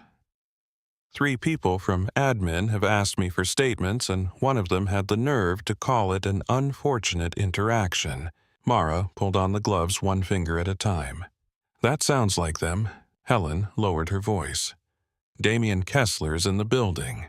That made Mara pause, but only for a second. Of course he is, she said. He is scared. Helen searched her face. You are taking this too calmly. Mara turned toward the elevators. No, I'm taking it quietly. That answer landed somewhere deeper than Helen wanted to admit. She caught Mara's sleeve lightly. Eli Ransom is on 4. Observation, 2 Marine MPs outside the door. Orders from Fort Story. Nobody gets in. Mara looked down at Helen's hand and then back up. Is he stable? More stable than he was. Still jumpy. Keeps asking for the nurse from last night. Mara said nothing. Helen let go and rubbed at her forehead. I should say no, but you won't. I might. They both knew she would not. After one more second of losing the argument, Helen sighed. Room 412. If anyone asks, I did not see you. You never do, Mara said. The 4th floor felt quieter than the ER, but not softer. Post-trauma observation was where violence went after the first emergency had passed and settled into the longer argument. Lights dimmed. Footsteps lowered. Doors stayed half-closed. Payne had more time to think there. 2 Marine MPs stood outside room 412 in dark uniforms, pressed sharp enough to cut. 1 woman and 1 man, both young, both carrying themselves with that rigid posture soldiers wore when they were still near enough to training to believe perfect bearing might hold chaos in place. The female MP stepped forward first. Ma'am, this room is restricted. Mara Quinn, she said. I treated Corporal Ransom last night. The MP's eyes flicked to the bruise and away from it with practiced discipline. We were briefed. He is not cleared for visitors. I'm not visiting. I'm checking status. The male MP answered this time. You're also suspended. Mara almost admired the accuracy of the hit. Before she could reply, Eli's voice came through the half-open door. Hoarse, rough with sleep and pain, but unmistakably awake. "Is that her?" The MPs exchanged a look. Then louder, Eli called, "Let her in." "Corporal," the male MP said carefully, "that is not your call." "It is if you want me calm." The female MP touched the radio on her shoulder, listened to a burst of static and a clipped reply, then stepped aside. 5 minutes. Mara entered. Eli Ransom lay propped against the bed with his left arm in a sling, one eyebrow stitched, bruising spread along his temple and jaw. In daylight, he looked younger than he had in trauma. Too young for the eyes. Those had already seen enough to age separately from the rest of him. His gaze went straight to her face, not to the bruise first, but to her. Recognition settled there slowly, heavily. "It is you," he said. Mara closed the door behind her. "You should be resting." Eli gave a short, dry laugh that tightened into pain halfway through. "Nobody in this room seems interested in what I should be doing." She crossed to the bedside and checked the monitor out of habit. Heart rate elevated but controlled. Oxygen good, pressure holding. "How are you feeling?" "Like the truck rolled me downhill and changed its mind halfway." "That means you're improving." The corner of his mouth twitched. "You really are a nurse." "That has been my job for a while." He watched her hands, then her face again. "Ashford." Mara adjusted the edge of the blanket where it had tangled around the IV tubing. "You were concussed." "No." His voice lowered. "I was drowning." "There's a difference." The room quieted around that. Eli Ransom did not look like a man who spent energy on dramatics. He looked like a man who knew the exact shape of terror and had no interest in making it poetic. "I know what I heard," he said. "You used field orientation, sensory grounding, root negation. Nobody says that by accident." Mara straightened. "You hit your head hard." Something changed in his expression then. Not frustration, certainty. "We heard stories overseas," he said. "Mostly from the older corpsmen. About a medic attached to Black Roots. Woman they called in after things went bad." Mara looked toward the window instead of at him. Rain had left pale tracks on the glass. "Stories get larger in the telling." "Not that one." Eli swallowed and winced. If she showed up, it meant two things. Somebody important had gone down, and the rest of you still had a chance to make it home. Mara did not answer.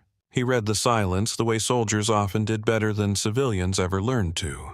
"We had a route change yesterday," he said after a moment. That brought her eyes back to him. Last minute he continued. "No explanation. We were supposed to clear one road out of the training corridor.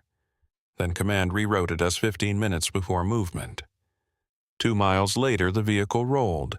Maybe it was an accident, maybe it wasn't." Mara stood very still. One of the guys in the convoy heard static on the comms before the update came through. Said the voice sounded wrong, like someone reading from information they already had. She listened without interrupting. Eli saw the mathematics starting behind her face and gave a grim little nod. "You know that look," he said quietly. "That's not a nurse look." Before she could answer, the door opened. Victor Shaw stepped in with 2 men in dark suits who wore government the way some men wore expensive cologne. Efficiently, without waste. One had a military haircut going gray at the temples. The other was younger, broad-shouldered eyes too alert to be ordinary law enforcement. Victor's gaze landed on Mara and hardened. "Miss Quinn." Eli spoke before she did. "She stays." The older man stepped forward and opened a credential wallet. "Special Agent Nolan Pierce, NCIS, Corporal Ransom. We need a detailed statement regarding the convoy incident." Eli kept his eyes on Mara, then asked it while she's here. Pierce followed that line of sight and took Mara in properly for the first time. The bruise, the stillness, the way the room seemed to arrange itself around her despite the lack of any visible authority. "And you are Mara Quinn, ER nurse." The younger agent's mouth twitched, almost invisibly, as if he had heard better lies from school children. Pierce pulled out his phone and typed something into a secured app. He waited, read, then looked up again. "Mara Quinn," he said. "Hired 3 years ago. No normal employment trail before Virginia under that name. No usable civilian footprint before Illinois. Records that stop where records should begin. Victor shifted his weight. For the first time in years, he looked less like the man in charge of the room than the man who had just discovered there was another room built inside it. Mara's voice remained cool. "Then your systems are disappointing." Pierce almost smiled. "No, my systems are usually excellent." The overhead PA cracked to life before he could say more. At first, it was only static. Then a woman's voice, tight with strain. "Security to main lobby. Repeat security to main lobby. All available supervisors to main lobby." The younger agent touched the radio at his shoulder. A burst of overlapping voices answered him, mostly unreadable. Then one line cut clean through the noise. 3 Marine general officers in dress blues. "They are requesting access and asking for Mara Quinn by name." Every person in the room went still. Eli closed his eyes once and exhaled through his nose like a man watching prophecy arrive exactly on schedule. Victor looked at Mara as though the floor beneath his very organized life had opened without warning. Pierce lowered his phone. "Who are you?" Mara did not answer. She turned and walked out of a room 412 with the MPs, the agents, and Victor Shaw following 2 steps behind. The elevator was too slow. She took the stairs. By the time she reached the lobby, half the hospital seemed to have done the same. St. Catherine's main lobby was built to soothe donors and intimidate the uninsured. Marble floors, warm lighting, soft, abstract paintings no one ever actually saw. A broad information desk curved across the center of the room, and beyond the glass entrance wet gray morning pressed against the building, as though the city itself had come to watch. 3 figures stood in the open space near the center. Dress blues, rows of ribbons, stars bright under the lights. The sort of presence that altered the air without raising its voice. General Marcus Vance stood in the middle, broad-chested, silver-haired, weathered in the face, the way only command could weather a man. To his right stood Lieutenant General Celia Ward. Elegant and severe, dark skin, silver threaded through her hair, every line of her bearing controlled to the edge of mercy. To his left stood Major General Thomas Briggs, heavy-shouldered granite. Still the kind of silence people mistook for calm until they stood close enough to feel judgment in it. Hospital security hovered near the perimeter with the uncertain look of people who had just realized none of their scripts covered this. Damien Kessler stood near the information desk with 2 board members and a face gone pale beneath the polish.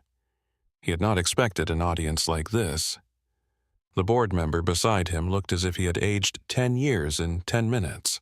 Cole Danner stood a few feet off to one side in a dark coat, hands-empty posture easy in the way only dangerous men managed. His eyes found Mara the moment she emerged from the stairwell. For one suspended second, the whole lobby narrowed around that line of sight. Then General Vance stepped forward. Hospital Corpsman Mara Quinn. The title hit the room like a door blown inward. Mara stopped 10 feet away. "I'm a civilian nurse." Vance's face did not change. "You are a civilian nurse now." A murmur rolled through the people watching.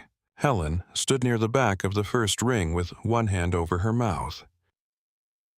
Tyler Grant. White, faced near the elevators, looked as though he had finally understood how small the story he had tried to control actually was. Damien found his voice before anybody else. "This is a private hospital. You cannot simply walk in here and create a spectacle." Major General Briggs turned his head toward him. "The spectacle," he said, "was already here when we arrived." Damien's mouth tightened. "She is staff." She was involved in a chart discrepancy involving Senator Whitmore. Lieutenant General Ward's gaze moved to him like a blade. She prevented a lethal medication error involving Senator Whitmore. Damien's color shifted again. "That is not the account I received." General Vance took one more measured step. "That is because the account you received was contaminated by cowardice." No one in the room breathed. Vance did not raise his voice. He did not need to. "She is a decorated Fleet Marine Force corpsman, formerly attached to a classified rapid response medical element under Marine Command." She saved 41 service members in 70 hours under sustained fire during an operation your clearance does not permit you to hear described. She received a Bronze Star with Valor, a Purple Heart, and multiple sealed commendations. She remained under federal protective status because some service leaves enemies behind, and some enemies have patience. The lobby went silent in a completely new way. Not gossip now. Not curiosity. Shock. Helen's eyes brightened with the force of too many pieces falling into place at once. Victor Shaw stood near the base of the stairs looking as though the world had become structurally less reliable. Tyler Grant stared at Mara's bruised face as if shame had finally found the correct address. Damian Kessler had gone beyond pale and into that gray territory where pride began losing blood. "I didn't know," he said. Cole moved then. Not theatrically, not quickly, just with the patient certainty of a man who had already decided how the next 5 minutes would end. He crossed the marble floor and stopped within arm's reach of Damian. Up close, Cole looked like the kind of trouble expensive institutions preferred to believe belonged to somebody else's history. He produced credentials low enough to keep the room from making a greater scene of it. "Damian Kessler," he said. "You are being detained pending federal questioning regarding assault interference with a protected subject and potential obstruction." One of the board members made a small strangled sound. Damian stared at the credentials, then at Cole. "This is absurd." Cole took his arm. Not brutally, decisively. "No," he said. Absurd was touching her and assuming the world would stay bought. Something old and ugly flickered across Damian's face. "Do you know who I am?" Cole's expression never changed. "Yes, that is why I came myself." 2 federal officers appeared at the entrance, almost on cue, and moved to either side of Damian with the seamless precision of men accustomed to removing powerful people from rooms that no longer loved them. The board members stepped back. Nobody offered help. That may have been the first honest thing the lobby gave Damian all morning. As Cole turned him toward the doors, Mara spoke for the first time since the generals had addressed her. "Cole," he stopped. The whole room stopped with him. He looked back over his shoulder. Mara did not move closer, no cuffs. Cole held her gaze for one beat, then nodded once. Damian looked at her with something beyond fear then. Not gratitude, not shame. The stunned incomprehension of a man who had built his life on power and had just learned mercy from the woman he struck. The officers walked him out. Rainlight slid across the marble as the doors opened and shut behind them. Then he was gone. For several seconds, nobody seemed to know what sound belonged after that. General Vance broke the silence by stepping toward Mara again. "Come with us," he said, quieter now.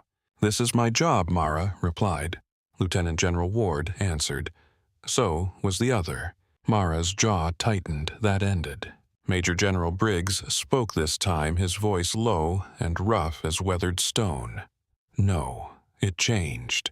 She looked from one to the next, then past them at the ring of nurses, residents, clerks, techs, administrators, and patients watching from every corner of the lobby. Their eyes on her felt heavier now than the general's stars. Helen finally moved through the crowd until she stood close enough to touch her if she wanted to. She did not.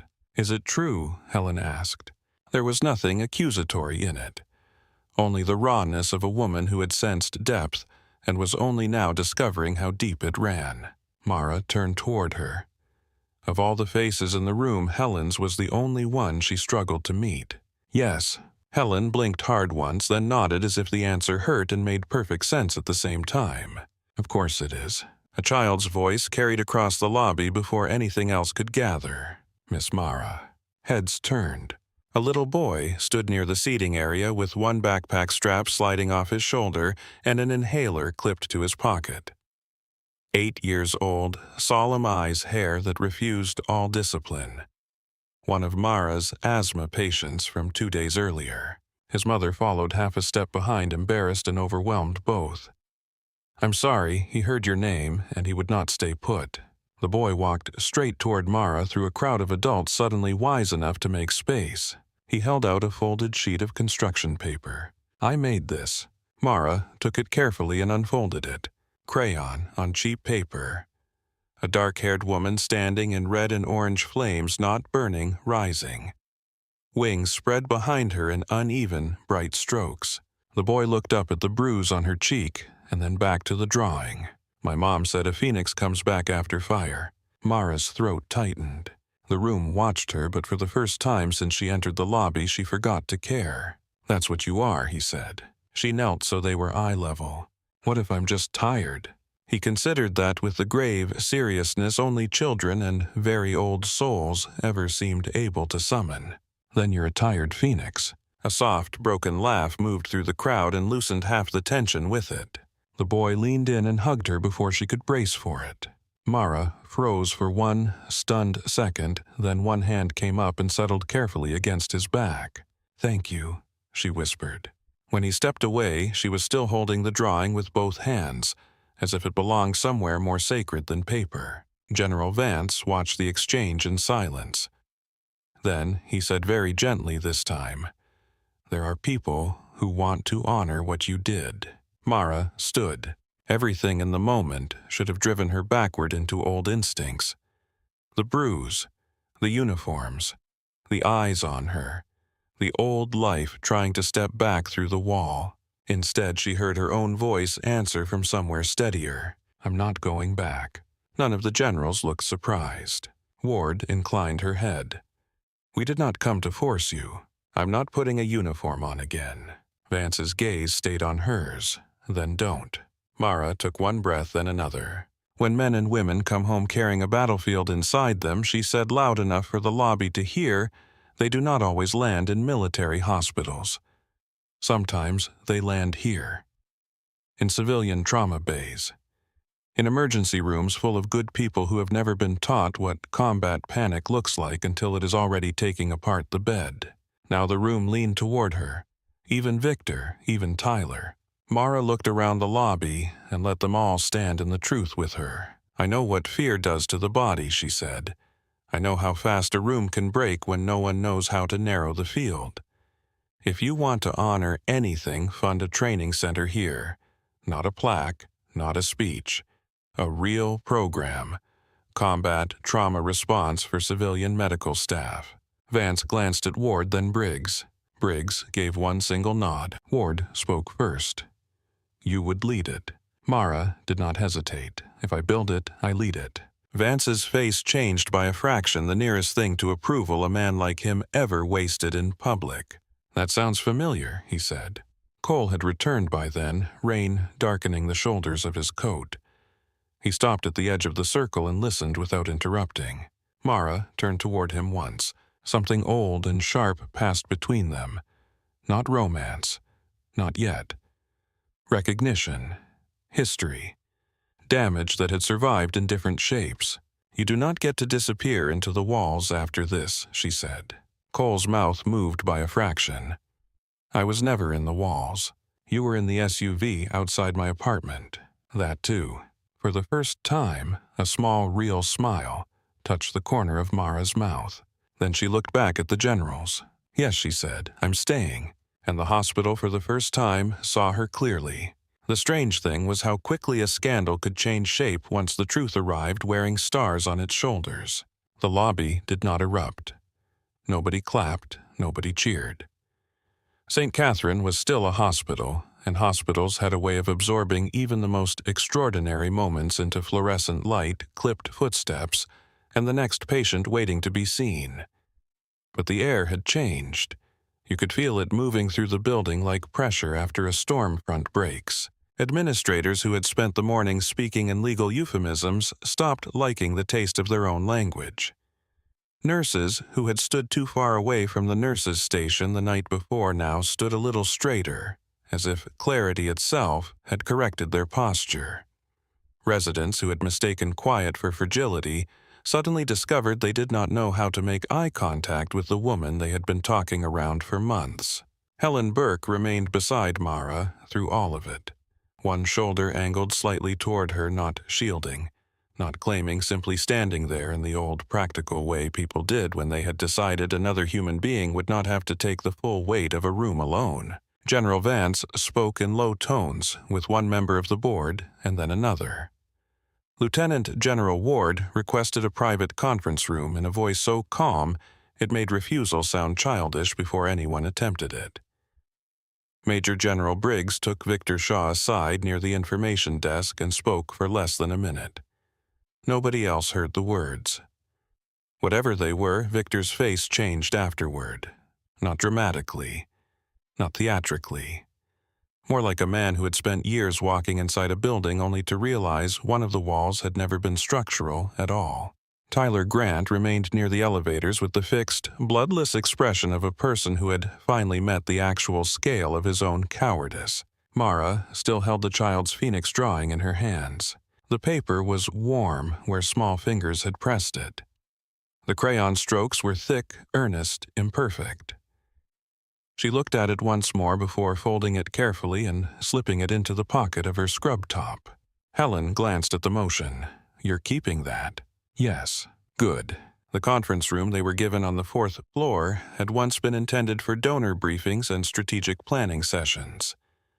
Soft chairs, polished table, neutral artwork chosen by somebody who believed expensive rooms should never reveal anything about the human beings trapped inside them.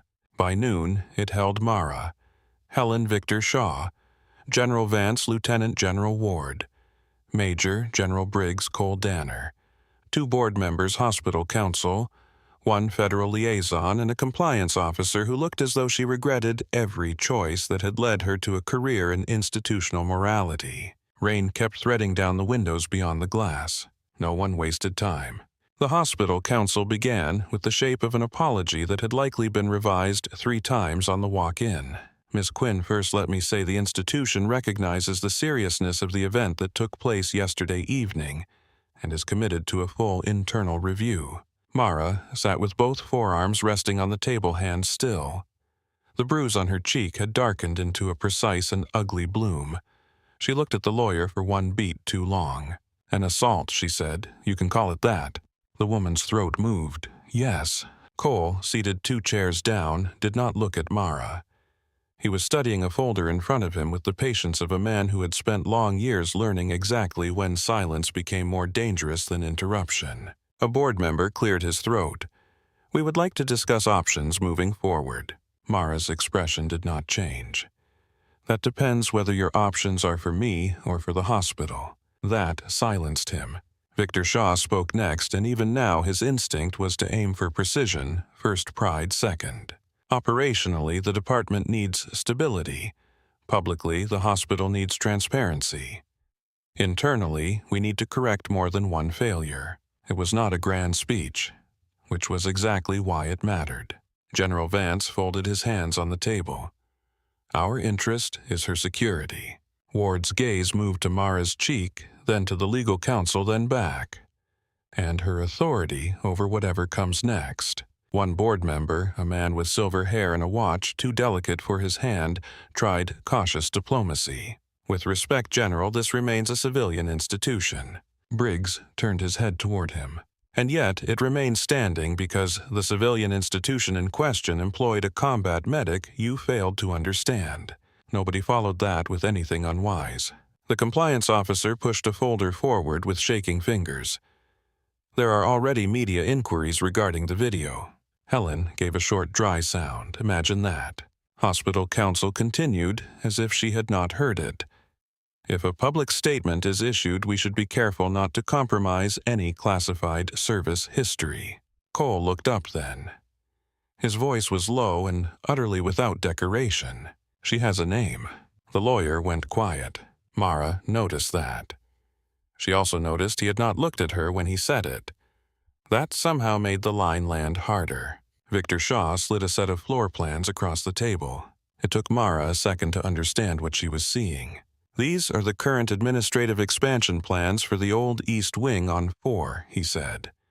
"Unused space, good access, reinforceable doors, storage potential, enough square footage for simulation bays, centralized trauma stations, training rooms, and an observation platform." Mara lifted her eyes to his face. He held her gaze, and for once did not hide behind authority. If the proposal stands, he said, then it should be real. That was the first moment she believed the room might not ruin the idea through committee. The board member with the silver watch leaned forward. If we were to fund such a center, it would need branding strategy, donor visibility, and appropriate institutional oversight, Nomara said. The word came fast and clean. Everyone looked at her. She leaned back in the chair by less than an inch. No naming rights. No ceremonial oversight. No donor who wants their surname on a wall getting a say in what fear does to a human nervous system. If you want this, it remains useful or it doesn't happen. The man opened his mouth. Ward cut him off before sound arrived. I suggest you listen. Silence again. It was becoming a habit for the room. Mara rested one hand on the floor plans. Civilian hospitals see combat injuries more often than people admit. Not because the war follows service members home in visible ways every time, but because the body doesn't care who is trained to understand it. Dissociation. Blast memory root. Panic, sensory overload command, collapse under stress. It all comes through civilian doors. Nurses improvise. Residents escalate. Good people make rooms worse because nobody ever taught them what they're looking at. Victor Shaw listened with the stillness of a man taking notes without moving his hands. Helen had heard some version of this already. The difference now was the clarity. Mara was not explaining herself anymore. She was explaining the gap. General Vance turned one of the floor plans toward Mara. You would design it. I said I would lead it. You would have complete authority, Ward said. Curriculum, selection protocols, training standards. Mara let her eyes travel over the table. Past the lawyer. Past the board members. Past the compliance officer who looked relieved to be sitting near people who understood consequences in older, harder ways. Then she looked at Helen. Helen folded her arms. Don't you dare ask me to retire. That almost made Mara smile. I wasn't going to. Good, because I would refuse out of spite. By late afternoon, they had the bones of it. The unused East Wing on 4 would be converted into a trauma readiness center with secure storage simulation capacity and dedicated training space. Military liaisons would provide access to declassified combat medicine procedures appropriate for civilian use. St. Catherine would fund the renovation and equipment. Mara Quinn would direct the program. There would be no ceremonial title, no honorary role, no decorative leadership above her. The room resisted once or twice on budget language and oversight provisions. Briggs stopped one line of argument by asking a board member whether he had ever tried to orient a dissociating corporal while blood pressure collapsed under his hands. The answer, needless to say, was no. By the time the meeting ended, the sky outside had darkened again, and the first draft of the memorandum sat on the table between coffee rings and printed plans like something inevitable. Helen walked out with Mara into the corridor. Well, Helen said, that escalated. Mara adjusted the folded Phoenix drawing in her pocket. Yes. Helen glanced sideways at her. Do you always cause this much trouble when someone hits you? I try not to make a habit of it. That earned the short bark of laughter Helen had been holding in her chest for most of the day. It disappeared as quickly as it came. Then she reached up and, with the awkwardness of a woman not built for delicate gestures, touched one knuckle near the uninjured side of Mara's face. You should have told me. Mara looked down the hallway rather than at her. I stopped telling people things a long time ago. Helen nodded once. I know. It was as close to understanding as either of them was likely to ask for that day. Tyler Grant found Mara at the end of the shift outside an empty consult room, standing with a stack of procedural guidelines under one arm and a headache just beginning behind her eyes. He looked worse than he had in the lobby. Not because anybody had struck him, because there were certain kinds of shame that began from the inside and changed the architecture of a face. Mara. She stopped. He stood 3 feet away with both hands empty and no idea where to put them. I filed a written statement, he said. Full account. My error, my wording, everything. She said nothing. He swallowed hard. I told them I implied your involvement. I told them I let it grow because I was scared and because if they followed the chain back far enough, it landed on me. The hallway hummed faintly with air handling and distant footsteps. Somewhere, a code blue was being called 2 floors down, and the sound made them both instinctively tense before remembering it did not belong to this corridor. "Why now?" Mara asked. He blinked. What? Why tell the truth now? His laugh was weak and brief and miserable. "Because this morning I watched 3 generals walk into a hospital for you. Because I watched a federal officer arrest the CEO. Because I spent 12 hours pretending I only nudged a rumor instead of aiming it." Mara held his gaze. Tyler looked younger than 48 hours earlier. Fear had scraped polish off him and exposed the boy still living underneath the ambition. "I almost got a senator hurt," he said. "Then I let blame drift toward the one person who fixed it. I know what that makes me." Helen appeared at the end of the hall, just in time to hear enough to form an opinion, and not enough to soften it. "Yes," she said, "we all do." Tyler flinched. Mara didn't. "You will not soften your language when they review it," she said. "You will not call it confusion when it was cowardice. You will not pretend institutions are weather and not made of choices." He nodded once. "I won't." "If they let you keep your badge," she continued, "you will double-check every wristband and every medication order until it becomes prayer. You will never again use uncertainty as camouflage." His throat worked. Understood. He stood there another moment, waiting for absolution she had no interest in giving. When it did not come, he nodded once more and left. Helen watched him go. That was too generous. Mara shifted the papers in her arm. No, it was efficient. Helen muttered something unflattering about saints and walked her to the elevator. Damien Kessler was formally removed from operational authority by evening. The news did not break all at once. It leaked through the hospital the way these things always did, in fragments of overheard phone calls, executives moving faster than their dignity, preferred badges suddenly failing on certain doors, security officers taking up temporary positions outside offices where they had never stood before. His name remained on the glass outside the executive suite for another day. Then somebody took it down before dawn. 3 weeks later, the east wing on 4 sounded like demolition. Old carpet peeled back in long gray strips. Cheap framed art vanished into rolling bins. Cubicle partitions came down beneath the shriek of drills and the cough of plaster dust. Contractors swore. Electricians argued. Purchasing tried to substitute lower-grade equipment and learned very quickly that Helen Burke was capable of making grown men regret entering healthcare procurement. Mara worked nights in the ER and spent as many daylight hours as she could inside the renovation. She reviewed layouts over stale coffee, moved supply walls with the tip of a pencil, rewrote module language 3 times because the original draft used terms like de-escalation and behavioral event in places where plain language needed to say panic and violence and disorientation. She insisted on clean lines of sight, reinforced flooring beneath simulation beds, storage that opened where hands naturally reached under stress rather than where designers found it symmetrical. A contractor suggested decorative glass panels near the central station. "We are not building a brochure," Mara said without looking up from the plans.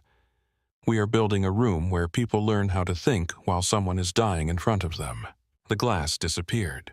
Eli Ransom started coming by once physical therapy allowed him longer walks and steadier balance. At first, he only observed from a folding chair near the wall with one arm still guarded close and a bruise fading yellow at the edge of his hairline. Then he started helping, resetting equipment, testing radio simulations, walking routes through the half-finished training bays while Mara asked where noise should spike and where blind corners would trigger trouble in people whose bodies had learned to read buildings as threat. Some afternoons, a hammer strike or dropped tool sent him to the stairwell breathing through his teeth with his hand braced against the wall. Mara would find him there a minute later and stand beside him without crowding. When he looked ready, she would say again, and he would go back in. Helen became the spine of the place before the paint had fully dried. She bullied, purchasing into competence terrorized 2 younger nurses into learning inventory discipline, and kept a running tally in her head of which airway supplies were over-ordered, which training cuffs leaked, and which residents would arrive late if nobody frightened them first. One evening, while labeling bins, she said, "You realize I was planning to retire in 2 years. You still can." Helen snorted. "Not now. You gave me a war room and legal permission to yell at people in the name of education. That is not retirement material." By October, the center opened, not with a ribbon cutting. Mara had refused that. The first cohort arrived on a Monday morning under low coastal cloud and cold wind. 36 participants drawn from ER nursing trauma surgery, paramedic services, respiratory therapy, medevac crews, and 2 flight medics from North Carolina who had heard through old military channels that if Mara Quinn was teaching, they should get in the car and stop asking questions. They entered the main bay in pressed scrubs and fresh nerves. Simulation beds lined one side of the room. Storage walls stood clean and exact. Trauma carts waited fully loaded. Overhead speakers could reproduce anything from radio crackle to rotors to mass casualty noise. One adjacent room was built for sensory overload training, another for airway and vascular drills. At the center stood a wide-open floor meant for full-team scenarios, the place where people would learn whether their training held once fear arrived with a pulse. The room went quiet when Mara entered. She wore navy scrubs, as always. No medals, no rank. Only a small black patch on one shoulder stitched with a silver bird rising through flame. She waited until the silence settled properly before speaking.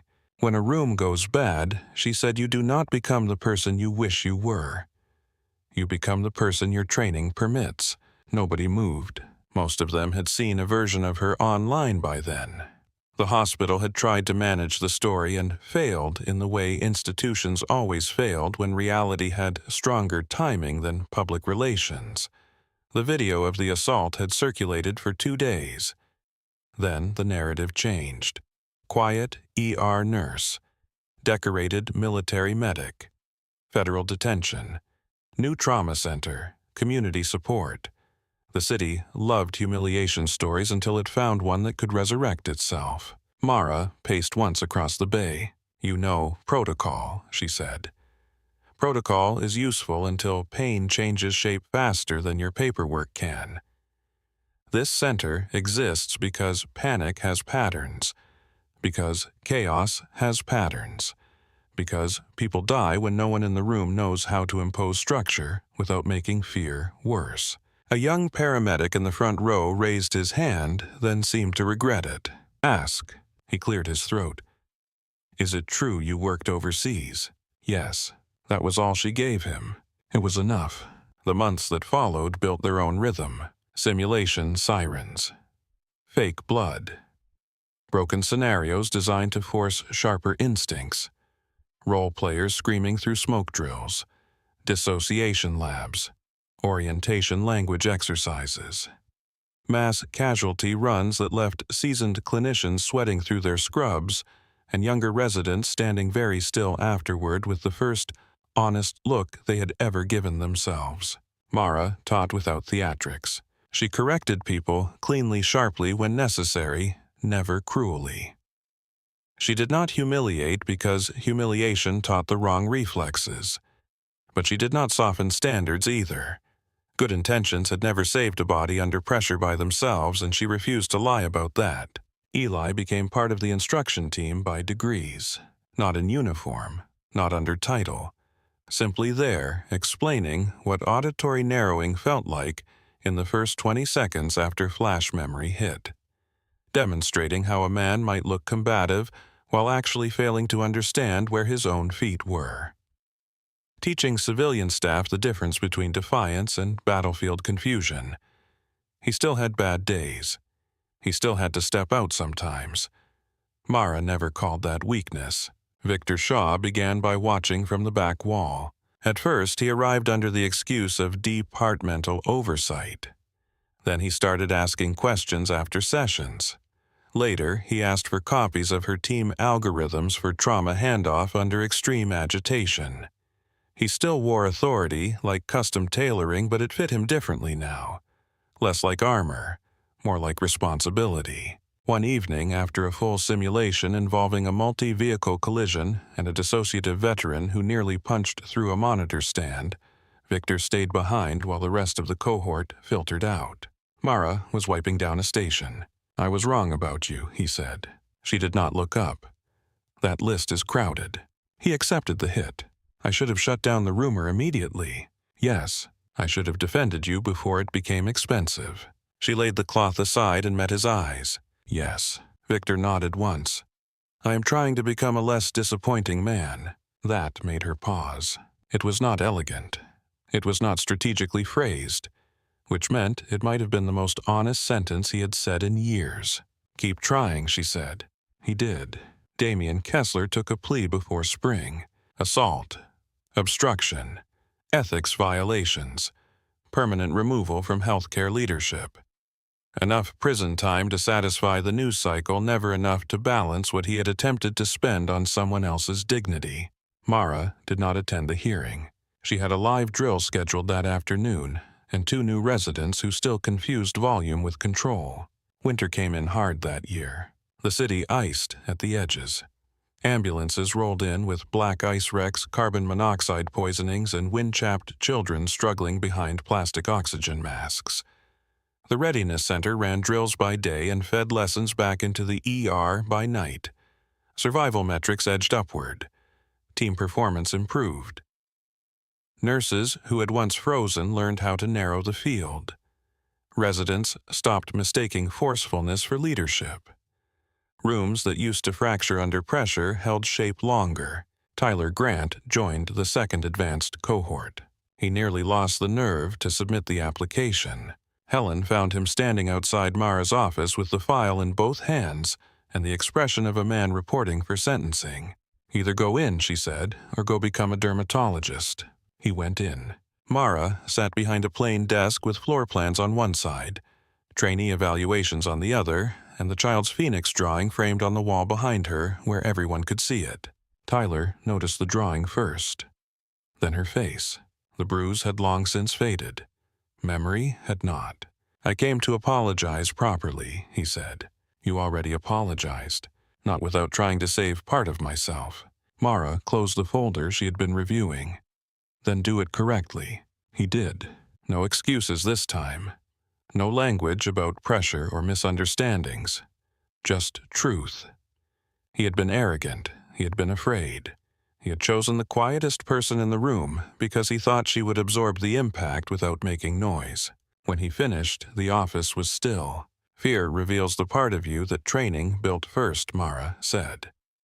"Yours was self-protection. That can be retrained." He swallowed. "Do you think I can?" "Yes." The answer surprised him more than anger would have. She slid the application back across the desk. "But it will cost you comfort." He took the file with both hands. "That seems fair." "It is not fairness," Mara said. "It is medicine." He nodded once and left, looking steadier than he had when he entered. By March, 7 months after the morning in the lobby, Mara's apartment looked different, not transformed. She would never be a woman of clutter or decorative sentiment. But the place had softened at the edges. The team photograph from the wooden box was framed above the bookshelf now. The old box itself sat openly on the shelf instead of buried behind clothes. The phoenix drawing hung near her desk. A second mug stood beside hers on the drying mat often enough that it no longer looked accidental.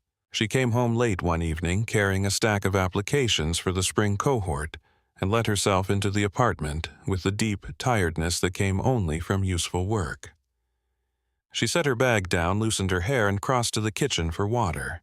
A knock sounded at the door. She opened it without asking who it was. Cole Danner stood in the hallway with 2 coffees in his hands, and rain darkening the shoulders of his coat. "You're predictable," she said. "So are you." She took one of the cups and stepped aside. Cole entered like a man who had no intention of overstaying, and every intention of being exactly where he meant to be. The apartment lights were warm against the window glass. He noticed the framed photograph, the drawing, the open placement of the box, and understood all of it without comment. You moved it out. I got tired of hiding it. Good. Mara leaned against the kitchen counter and watched him remove his coat. Eli says the new cohort is stronger than the last. Cole set the coat over the back of a chair. Eli says many things. About half are useful, and the other half are proof he's healing. That earned a small laugh. Cole heard it and went very still, as if even now he did not fully trust good things when they arrived without blood attached. Mara lifted her cup toward the wall. He still sends me new drawings. Cole studied the phoenix framed there. Kid has better symbolism than most elected officials. That is not a high bar. No, he said, it isn't. Silence settled. Not awkward, full. Cole crossed to the window and stood looking out at the city lights beyond the glass. From behind, he looked the way he always had built for hard choices, shoulders carrying more than he volunteered. The difference now was that Mara no longer mistook his silence for absence. You could leave this life too, she said. Which life?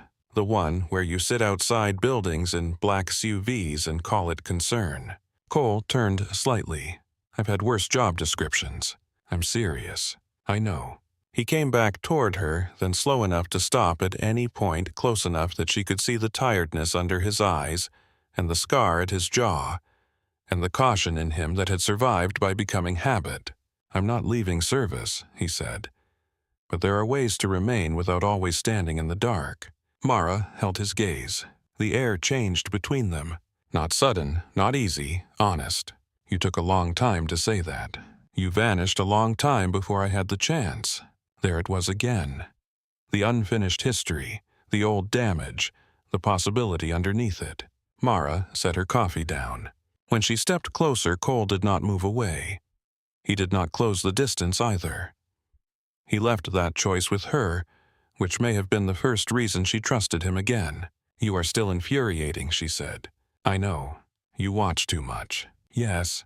You answer questions like they're classified. Some of them are. That pulled a real smile from her. Cole looked at it like a man warming his hands over a fire he had once believed he no longer deserved. She stopped within reach. Outside, Norfolk burned gold and silver in reflected rain. I'm not disappearing again, she said. Cole answered without hesitation, I know. This time she believed him enough not to ask how. Later, after he left, and the apartment returned to its ordinary quiet, Mara sat at her desk and opened the next set of applications. 212 names.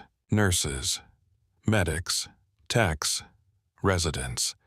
People from across Virginia and beyond who wanted to learn how to keep a room from breaking when fear arrived with a pulse. She read each one carefully. Outside her window, the harbor lights shimmered against dark water. Inside, the photograph of the 12 watched from the wall. The old box sat open on the shelf. The child's phoenix glowed in cheap color under lamplight.